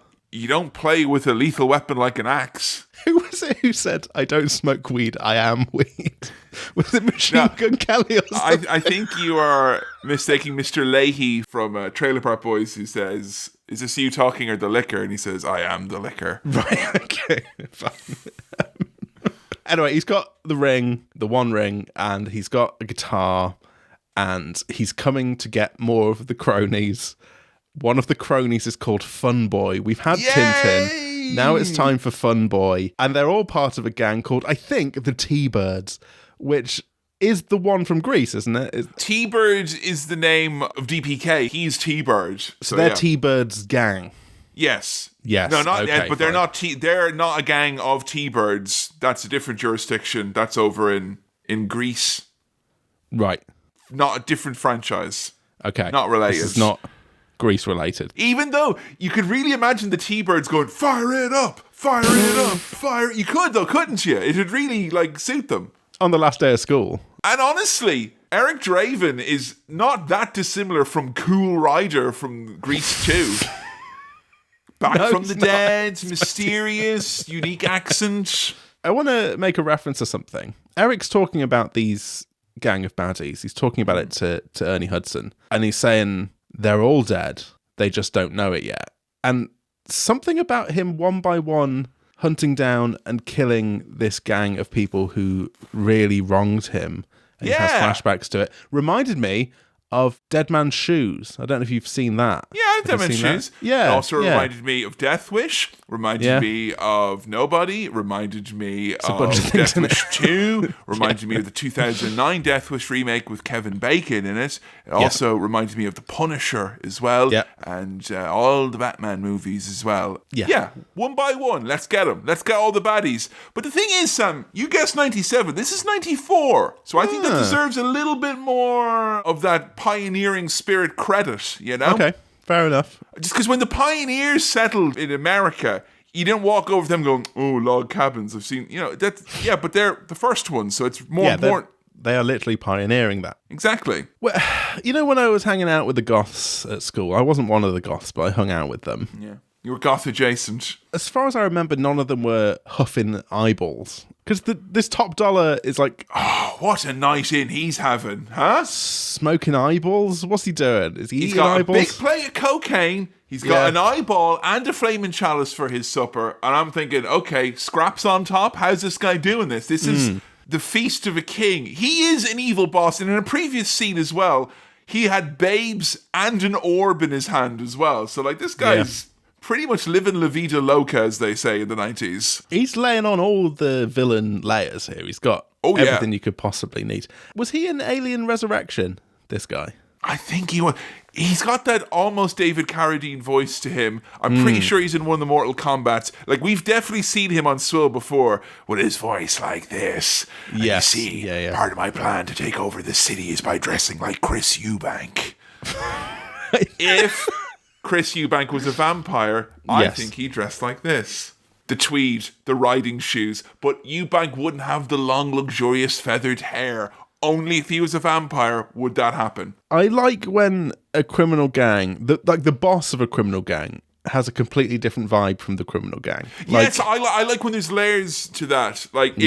It is... That's the core of what a good gang is. You have your street level gang. Then there's the corporate side of it. There's the evil suit gang. And then up at the top, there's always some sort of a vaguely occult level of the gang as well. And there is kind of flow between those. So yeah, I like that they had hit that demo perfectly immediately. He's got a mysterious Bai Ling who's she loves eyes. And I tell you what, find a lady who loves you as much as Bai Ling loves eyes in this movie. She's obsessed. What are they doing with those eyes? Are they eating eyes? Are they looking at eyes? What are they doing? Are they smoking eyes? Snorting eyes? Who had all the eyes? That top dollar. I don't know. I've never... Right, the Crow, Eric, he rescues Sarah, the girl, from being run over. She calls a driver a dickhead. I always forget that dickhead is still a thing in America. It seems like such a uniquely... Dickhead! Fucking dickhead. Don't say you think it's uniquely British, do you? We're not uniquely... Fucking hell. But it feels... We're the UK. Dickhead, Daniel Day-Lewis, Andy Murray. They're all English, apparently. Not English. British. All right? I have a permanent bingo card of things that I want other British people to say or English people, and one of those always I get plus 50 points if they say it's not English, it's British. Or vice versa. Yes. If I can get them to say that unironically, I've got a fucking firework in my heart then. You're welcome. Yes. Yeah. You're fucking heck yes. And I think dickhead is British, but it's not. It's a universal global phenomenon. Yes. So, fair enough. The Crow has made it to... You're going to have to cut out some of those sighs. No, keep it in. Right. Hold on, here we go. Right. The Crow has made it to Fun Boy. Yes. Who is getting high with Sarah's mum. And it's bad drugs. Drugs are bad for you Bad drugs. And now I was thinking, though, with a name like Hangman's Joke, Eric Draven probably did a few of them in his day. Fucking hell, Hangman's Joke is such a silly bad name. Fucking hell. Hangman's Joke. Hangman's Joke. Murder with a girder with support from Hangman's Joke. When they see Eric, they call him Freako, which is such a fucking school bully. Like, you can't say that anymore. Jesus, showing its age here, like, you know. He puts his hand over Fun Boy's gun, his gun boy, ? And gets a hole shot in his hand, and then he looks through the hand hole and kind of goes, woo! Like, it just goes... Look, so fucking wrestling. He's having fun with this, all right? Yeah. What's the point of getting these powers if you don't have a bit of fun with it? Ow! It's great. He then puts Fun Boy in the Scorpion Deathlock. It was really great. But then the referee was like, I don't know. They were it was meant to seem like it was a screwy finish, but it was badly done. Whatever. I'll tell you what the most 90s thing is him killing people and quoting scripture to them. Where there was this brief window, I feel, in the mid-90s where I think as Christianity was perhaps pivoting to not being quite as popular as it was, it had this hyper-niche popularity where if you're going to kill someone in a movie, do it while quoting verse. You're going to get a serious buff for that. What powers does he have? Because he goes over to Sarah's mum, whose name I can't remember. Darla, and manages to... somehow drain the drugs out of her blood. All this kind of like white liquid kind of comes out of her veins. And he's like, morphine is bad for you. Very weird and gross. What? What, would you rather her take morphine? No, it's a positive move. Like, it's a positive situation that's happened, but the actual mechanical process of, like, I'm going to suck the drugs out of you with my mind. Back in the day, when all you had... I tell you, back in the day, we didn't have these problems. You just grab the mother and you go, stop doing drugs, and then all the drugs would come out of her, and you're like, now be a good mother. And they would, and next scene, it works. She's a good mother again. Making eggs. Not bad. Not bad. I think that Brandon is actually quite consciously funny and charming in this. He has donned the masquerade of the clown, so he is being a dark clown. Yeah, and it works. Not like a dark clown like ICP dark clown, a different type of dark clown. Different type. He's in Ernie Hudson's apartment, who is... wearing his hats. He wears his hats. It's great.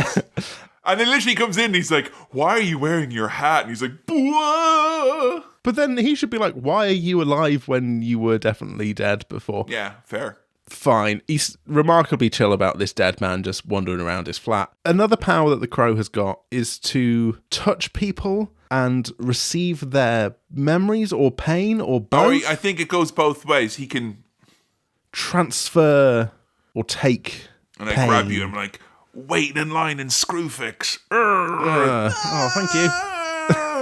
Oh, no. All right. If you're giving someone that. Yeah. Oh, so I could touch someone and give them... be like, yeah, you can grab them and then you could transfer that specific memory onto them and then they experience it. Ordering fish and chips on app to collect, but they make it immediately and the walk is 20 minutes, so when you get there it's soggy and you have to ask them if you can make it again. You feel really awkward. I'm just thinking we could transfer the frustration of having delayed this recording and all the technical problems. Or hand. Reaching out onto your hands, making you feel this right now. Here's the feeling of making pulled pork successfully for the first time. I'll give you that as well. Yeah. There you go. Enjoy. You can't have any of the pulled pork. That's been eaten by my dinner guests. Can enjoy the experience of the satisfaction. The satisfaction of having done it well. We should have a 3-day break between every episode. You can find out what I've cooked. The pawnbroker lad, the one who likes to say shit on me. Shit on me. Oh. Do you recognise him from Big Lebowski as a matter of interest? No, I don't. He was the private detective, the brother Seamus. There we go. I need to watch that again. You do. You liked it a lot 10 years ago. He gets pretty much. He gets brought up to top dollars, top tier, top office, top floor. Like you have to. Yeah. The only way to get up in there is on a very large pallet style elevator where people jump on and fight you. Yes. Fucking awful ordeal. Keeps stopping. And he gets absolutely. I mean, he kind of explains what's happened and what's going on, and then gets absolutely fucked with a sword and gunshots, and is like fully dead. Like he has not been spared. The poor guy. He gets the cool sword. He gets the cool gun as well. Yeah. Literally, as the bad guy was doing it as well, he's like, and by the way, as well, I like to have sex with my sister. I'm like, oh, I see. But they don't do it in a way where it's like kind of, sometimes like in Game of Thrones, they present that and it's like, oh, and this is wrong and weird. Here, it's like, it's pretty fucking hot that he fucks his sister. No, it's not. What's wrong with you? Eating eyes and fucking your sister. Hold on. To be clear, right, can Eric get feelings and memories and pain from other people, or can he just transfer his own? Oh, yeah, it goes both ways, I believe. Yeah. So when he touches, spoiler alert, when he touches top dollar at the end and gives him all that pain, does he get a bit of like incest shame? Like, it's like, oh god, what have I just had? Oh, gross, yuck it. Gross. That's I disgusting. think, if I'm honest, I think that figuratively, that flow of emotion is like a bicuspid valve of some sort, like where the flow will go one way, but it can't go the other. By the nature of the flow going one way, it can't allow the other way to go. You know what I mean? So okay. I think that he's safe in that respect, unless he wanted to find out what that's like. Well, we'll never know. We can't say. Gladly, I can't say.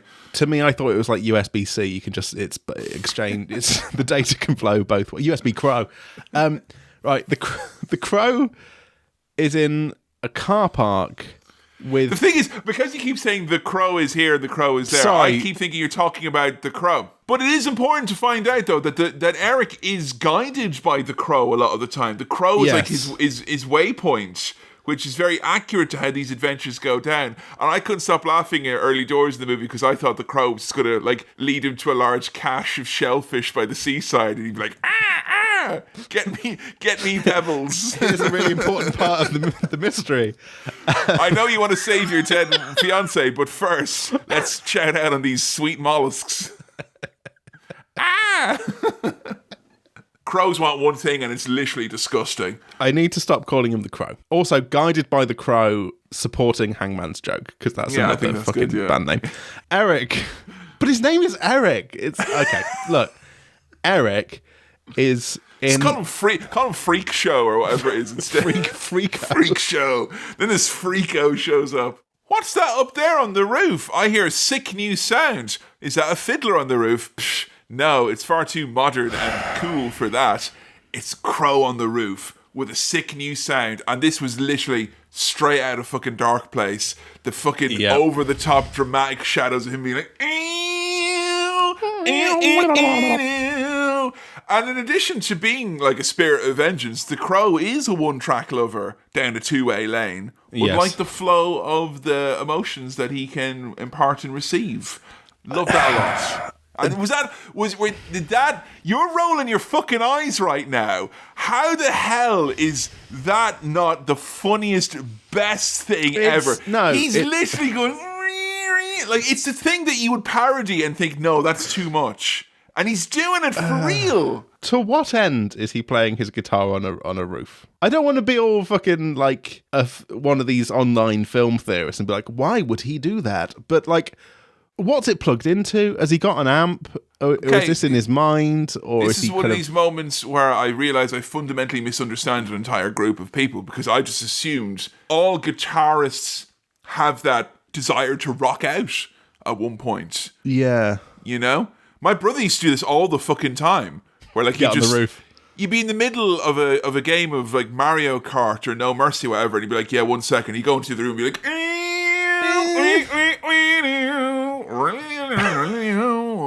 and I'm left agape thinking that, you know, I thought I could explain that behavior. Are you saying that he was just being rude? Are you saying that the Crow was being rude? Your impersonation of Eric playing guitar sounds a lot like your version of you when you were a child saying, I'm telling. That kind of, I'm telling.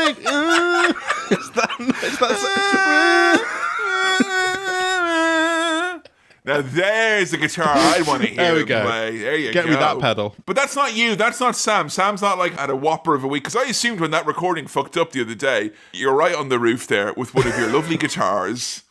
I'm not a shredder. I'm not a shredder. And look, I respect it. It's great. Good on you. And I know what people are thinking, Kevin, clearly pulled pork, he is a shredder of meat. Basically, not that I needed to because it was so melting the fucking mouth as it began. You with two forks, like Yeah, up a top. Yes. Sometimes I like to go on the roof and do a little bit of cooking. What's wrong with that? When the sun is coming up. I think I was too distracted by just thinking about Hangman's Joke being the name of the band here. That's the real Hangman's Joke, is the cruel joke of seeing this guy allegedly play guitar because he can't. You know what?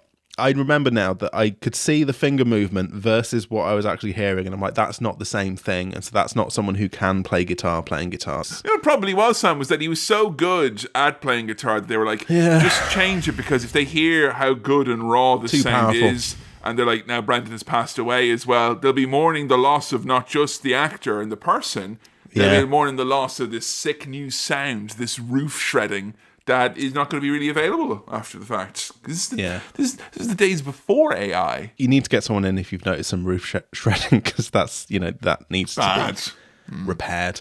Before winter. Right, the Crow, no, Eric. Thank you. His name's Eric. He gets in the car with one of the main baddies, I think called T-Bird, and gets him to drive real fast, which instigates a police chase. This was great. And you follow the Crow, and there's and then you see through the eyes, and the car's going fast.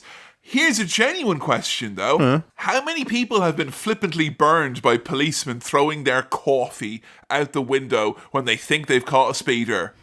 I think you've got... Imagine you're just walking in the street, bam, face full of lukewarm scalding coffee. Duh!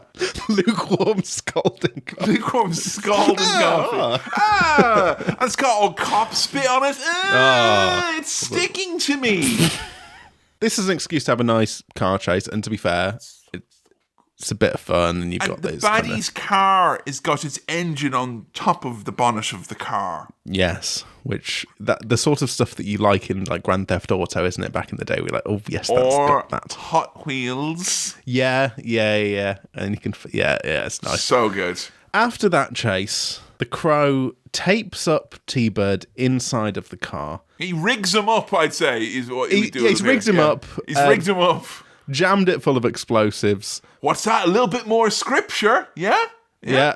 I believe in all that is seen and unseen. Ow! I have spoken through the prophets. He's put another hole in his hand just so he can look through it and go, ow! Forces this guy's foot onto the pedal, sends him going over a ramp into the water. Insane stunt bonus. Bang! Blows him up. Mission accomplished. You get loads of cash. Finish the game. Do this to me when I die, but in a big rig. Massive rig. T-Bird's wee, he's only little, Like, honestly, the comparison between me and him, I'd hold him up with one arm like Arnie and Commando and be like, no, please, no. Ah! Yeah. Whereas me now, I'd need the big rig. I need 18 wheels to haul my carcass into the watery abyss. Right, so you want a big rig that has itself been rigged. A rigged big rig. A rigged big rig. It's all rigged, Sam, anyway, as far as... And predetermined. Come on. Topless as well in the big rig. Right. Topless in a rigged big rig into the sea, exploding off a ramp. Yes. Done. Yes. Oh my God. That's the way to go. Like, I'll say it for a lot of our younger listeners, as you get older, like me and Sam, you will start to think about your own mortality and death a little bit more, and it's awesome. It's so cool. It's like it's rad, dude. Whoa, it's like, so cool. And long-term listeners are like, I don't blame you. If you're a long-term listener, you're excited about my death. I get, I totally get it because it's been hyped up. The plans are there. It's like 10 Olympics and opening ceremonies rolled into one, except I'm dead as well. It's going to be a night you don't want to miss. It seems like a mean thing to say, but I'm absolutely buzzing. Like I can't wait. Be sad. Oh, someone should, wait your moment and then go, all right now, and then that we get rolling. Cool, man. But I will say, if you have been listening, a lot of ye listening have got a lot of work ahead of you. It's a complex operation. Just getting that big rig in the first place is going to be tricky. I'm very happy that you left the EU so you can get the big rig in. They wouldn't let you otherwise. The thing I like about Eric, not the crow, Eric, is that he does a kind of Neil Buchanan Art Attack style big art attack, but with like gasoline or blood or whatever. He draws crows wherever he goes. It's great. I feel like any time I've seen a lot of people attempt to do a stencil of fire. Never works. Never works. Neil Buchanan, coincidentally, also like a sick heavy metal guitarist. Yes. Which is, fair enough. Hangman's Joke Part 2. What does that tell you? The data is still available and we don't know how to process it. Right.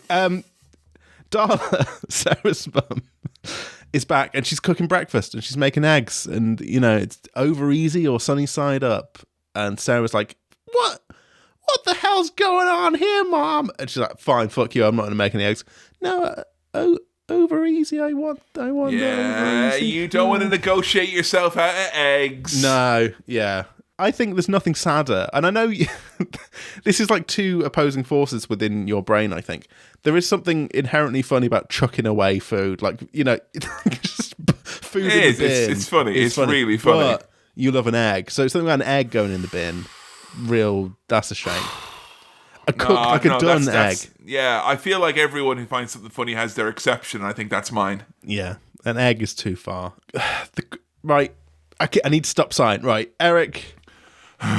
He goes back into the old apartment. I think there is probably a mathematical formula out there where you can pre-guess Sam's star wipe rating, judging by the number of sighs that have remained in the episode. Sam's sigh wipe rating.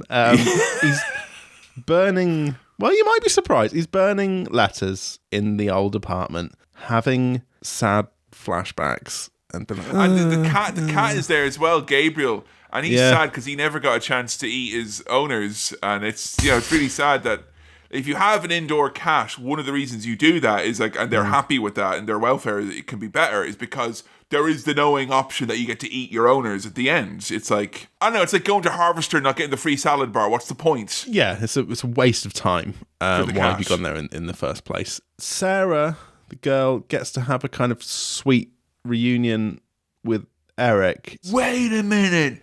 You're like the crow? You're the guy from Hangman's Joke? Is that it? You can kind of tell that was a scene that was shot after the tragic Oh, fact. Really?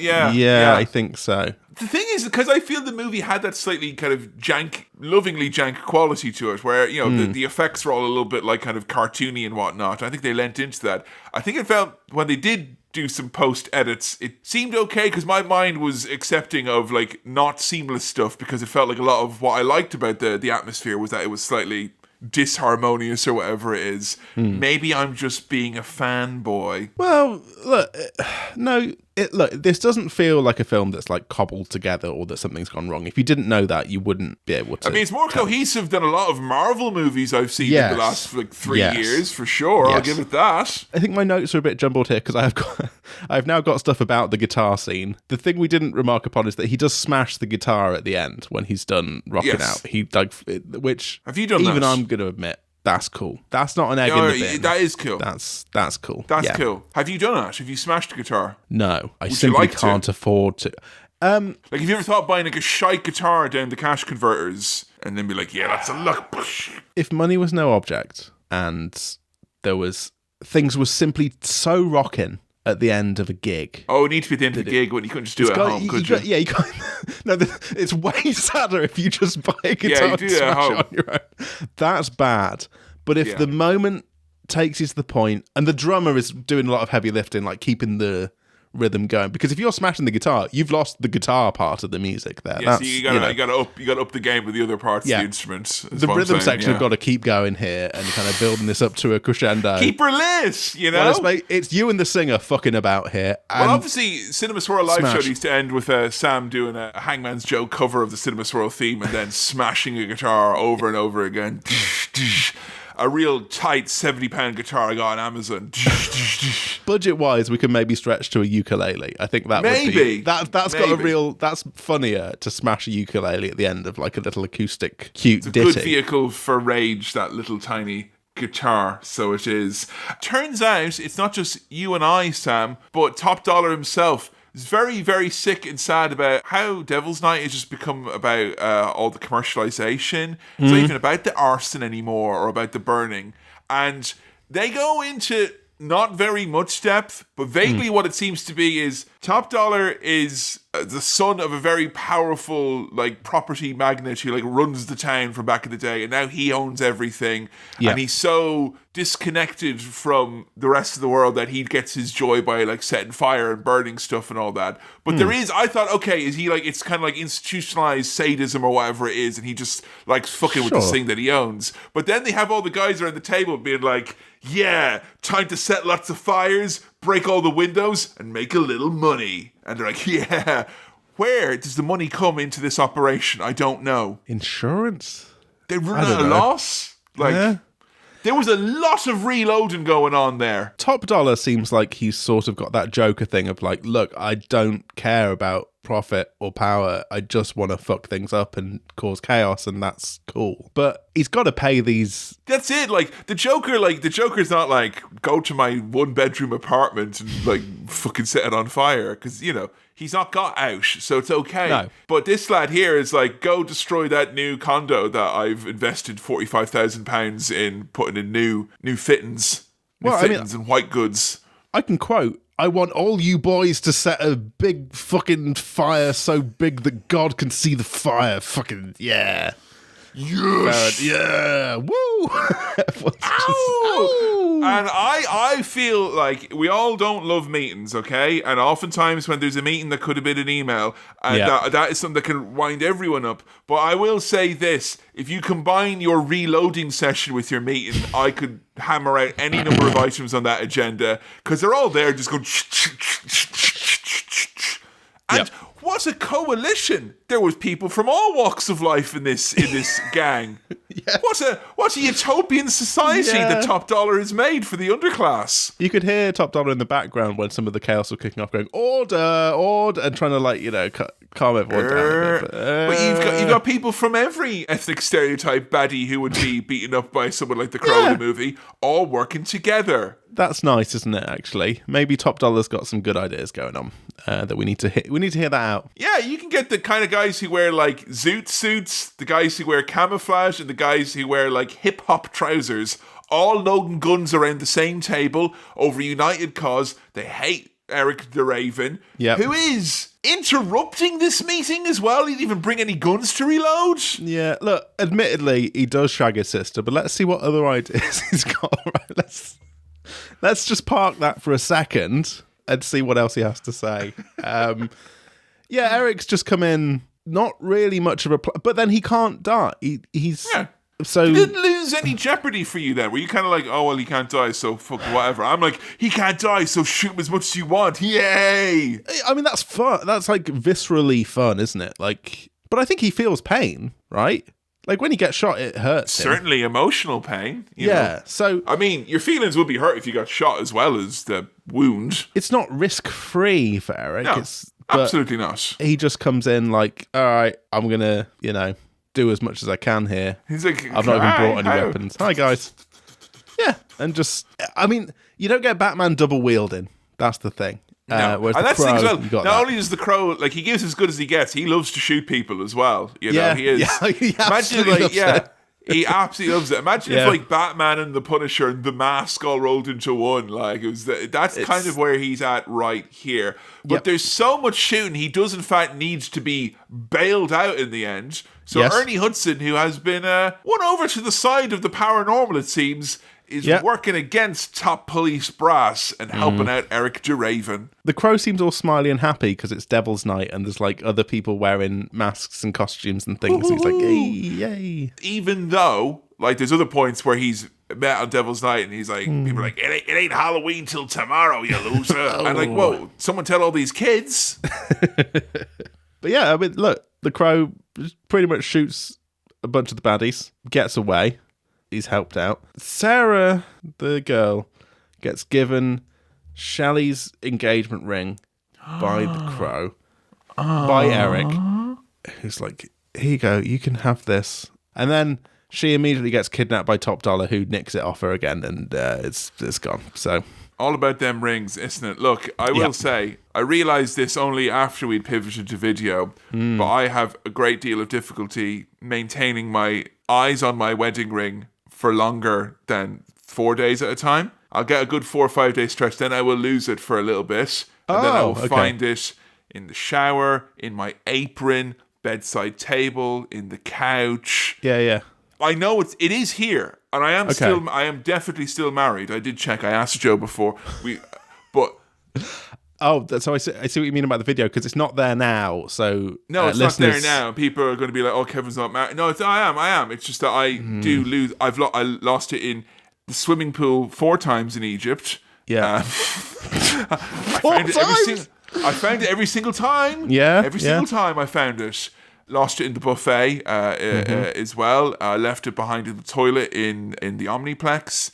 Yep. I have left it all number of places. And the problem as well is that once you have a wedding ring like that, and I think I feel for Eric here, because he's similarly drawn to the ring for the same reason, which is it's a great little fidget toy. You got a little ring in your hand. Right, yes. And there was a point where I did briefly pop it in my mouth because I thought, this is funny. What if I put the ring on my tongue? And I nearly died. Yeah, and don't do that. It's not went in since. No. And that is how the orally fixated amongst us learn harsh lessons. So just in case you're thinking, the obvious place is it's in here, you've eaten it. No, I've not. All right. Many healthy stools since. So no, I've not eaten the ring. It's probably in my apron again. So those viewing this on YouTube, if you're an internet sleuth and you've already left your comment being like, oh, notice the wedding ring's not there, it has since been explained later on. It has since been explained later in the episode. It's fine. And it's good that you told that after I explained so that they know now twice. Yes. Yeah, that doesn't help. But I'm like, delete the comment, guys. Come on. I'll Photoshop it back on the thumbnail. Thank you. I appreciate that. No. You don't want this 3 days later guy in the thumbnail. It's that original guy. Yeah, get that That's guy. the one you want. So for some people, they'll think like between talking about the crow and then watching the crow and then talking about the crow afterwards, something's gone horribly wrong. Like, yeah. And the priest, I'm like, and Joe's really excited to watch the movie. No mention of Joe now in the ring. And we're like, oh, it's a cursed episode. Everything's gone wrong. And then you catch me on the street. I'm like, let me tell you what happened when I reviewed The Crow. I lost my ring. I lost my job. I lost my wife. I lost my pulled pork. I lost everything I had. Shit on me. Shit on me.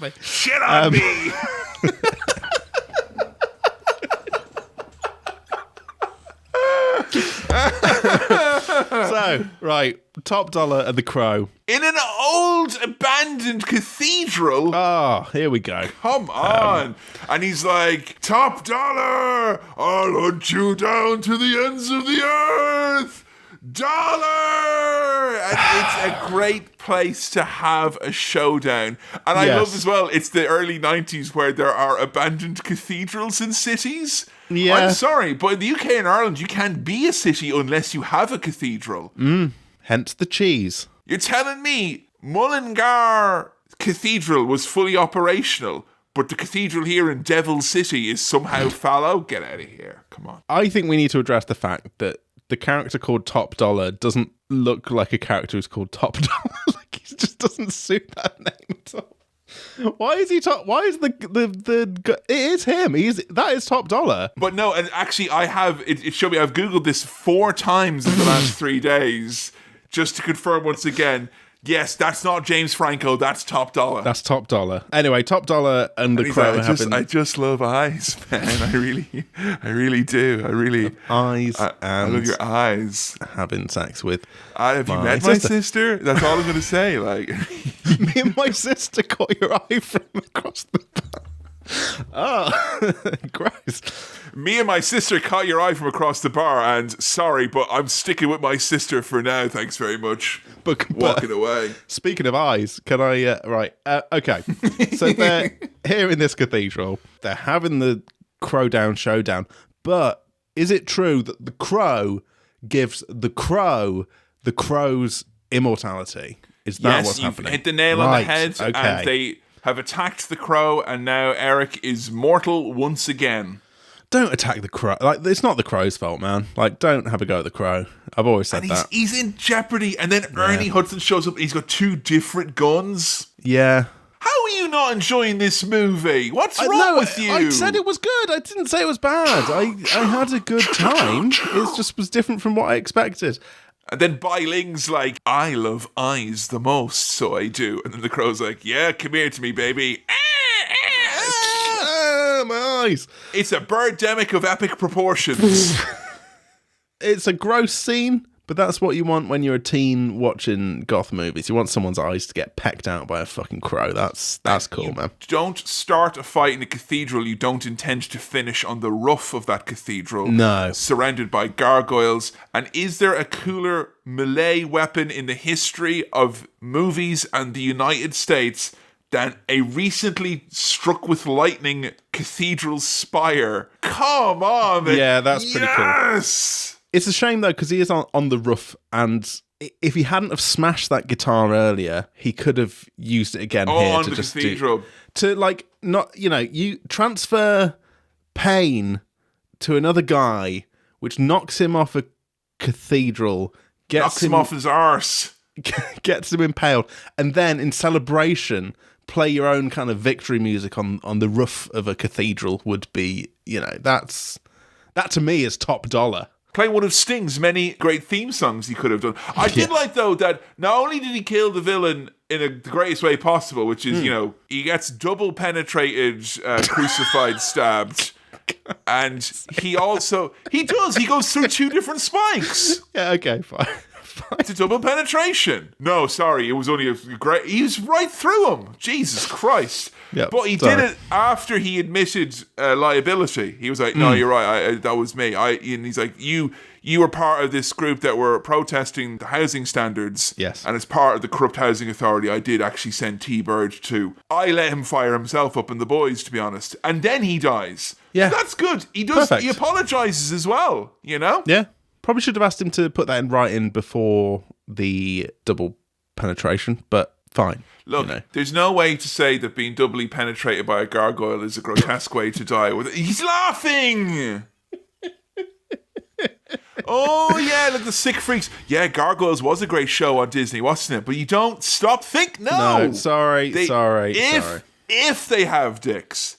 If they it's have a big dicks. if, yeah. Because those statues don't have dicks. They're not going to become real and then grow. If they had, they wouldn't. They wouldn't, though. They don't. I'm willing to have the discussions in the comments below. So, what do you think?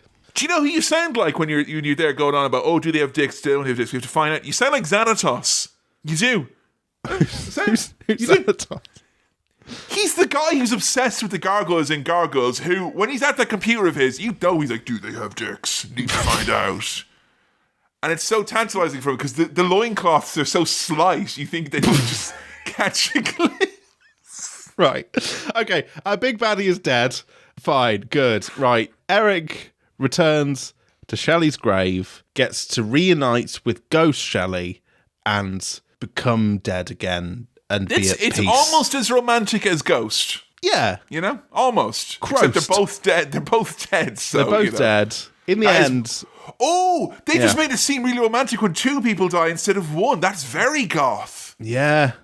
Ooh. It's interesting that the happy ending is they're both dead, and that's good. Oh, and I tell you what, the one thing that did knock me for 6 was at the end when it said, it was like for Brandon and Eliza, the dedication. I was like, wait, Eliza? And I looked up, Eliza was Brandon Lee's fiance and real life assistant. She was on the set of the movie when all this happened. I was like, wait, did she die as well? She didn't die. Like, she didn't, no. Okay, but obviously quite traumatized by all of it. So I thought it was sweet that they dedicated to them both, but that was another layer of the kind of sadness of it that I didn't really realize that this silly story about a tragic couple actually, it wasn't just him. It was, and obviously when someone dies tragically, there's always knock-on effects. Yeah. But it wasn't like, she was on fucking set at the same time, and that's just so fun. It just, There was this intangible sadness about the movie that I admit never really disappeared, but I still had so much fun in spite of that, and I have to tell myself that's what the makers of the movie would have wanted and all that. Yes. You know, it's like, Jesus Christ, 1994 is 30 years ago. Literally 30 years of hurt. Yeah. I have enjoyed the movie, and I've enjoyed talking about the movie with you.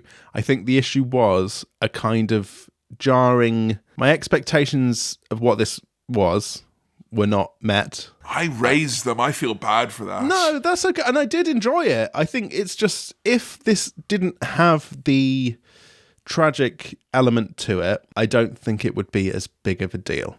And I think that's probably fair to say. That's fair enough. But here's the thing about that, which is... This movie's meant to be like pure kind of escapism and silliness, and you know, as we said, popcorn's not a great classification for a movie, but you know, you would say it's that dumb fun is what this movie is. Yeah. Are you saying to me that it didn't manage to take you away from that ultimately of the kind of the historical significance and the tragedy and all that? Because I feel it is a pretty tough task, but if there was a movie that was designed to get your mind off of it, ironically, even though it's the movie that literally the tragedy happened with, it's this silly, dumb movie, right? That almost bombards you with so much unfortunate imagery of Brandon Lee being shot to a, like, not just a comedic degree, but to like a clownish degree. Yes. Like, I feel like it's... But I've seen it a couple of times, so your first viewing of it, I feel like, is almost a bit tainted by that, is it? It was maybe a bit jarring, especially when he's looking through the bullet holes going, ow! It's like, really... Wow. But if you were to somehow be able to see this without that foreknowledge of what happened, you would probably have a much better time, I think. I thought this film was going to be deeper than it was, and that's not necessarily... that wouldn't necessarily make it better or worse or whatever, but I thought that it was more serious. I don't know, but it was fun, schlocky comic book. I think comic book rather than superhero. It's comic-y, and it does that quite well. And I mean, the baddies are so cartoonishly. Baddies are honestly a highlight for me, and just. I think, honestly, what I took away is that the greatest strength of this movie is that it was so potently, like, 1994 vibes, you know? And that what makes me think is, like, anytime I hear a remake is coming of something around, and it's, you know, I think it's generally not a bad idea to be skeptical about stuff like that. I don't think it's worth it as a movie watcher to get fucking wound up by, like, they're gonna happen. There's always gonna be sequels and remakes and reboots. That's just part and parcel of it, like. But I think they're in an uphill battle to have something that is as strong and gets as a reaction out of an audience as... Like, I don't think there is a 2024 equivalent vibe that has then. No. That's like... I think that's too much of a task. And I think if they try and be 1994 vibes in a 2024 movie, it's going to come across a bit like most of the people in that movie weren't born then. It's going to come across as a bit inauthentic. So... I think watching this movie made me double down on my expectation that a remake is a bad idea. But I could be wrong. I'm worried they're going to add that grit and that realness that I was perhaps expecting. But maybe that'll be a better movie for you no, right? I think I'm wrong. I think the cure is worse than the disease and what we might be proposing here. No, the Cure were great in this movie, Kevin. The Cure, that song they played was really good. I enjoyed that. And when I dropped that pebble on the beach... The mollusk went slipped down between my teeth.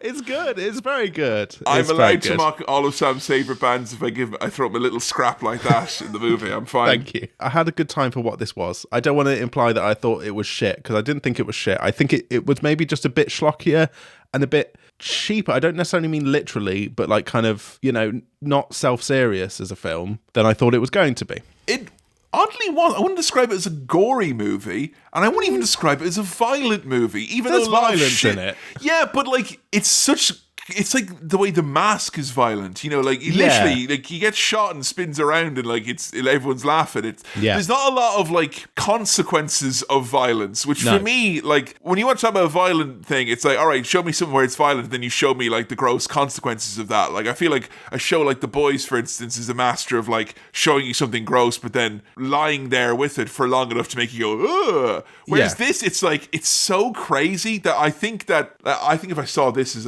a youngster when it came out, when I wanted to see it, I would have been fucking obsessed I would have been so obsessed. Yes. And look, I'm not the 14-year-old boy or whatever that I was when I first heard rumblings of this. I'm not. And I think he might have really enjoyed this had he listened to those goth girls and actually watched it. But I can simply never know. And I did enjoy it on the basis of what it was. That guy's not reviewing the movie. It's adult Sam. It's not. Yeah. So I'm going to ask you now, at the end of this most cursed of episodes, for your adult star wipe rating for The Crow. The Crow.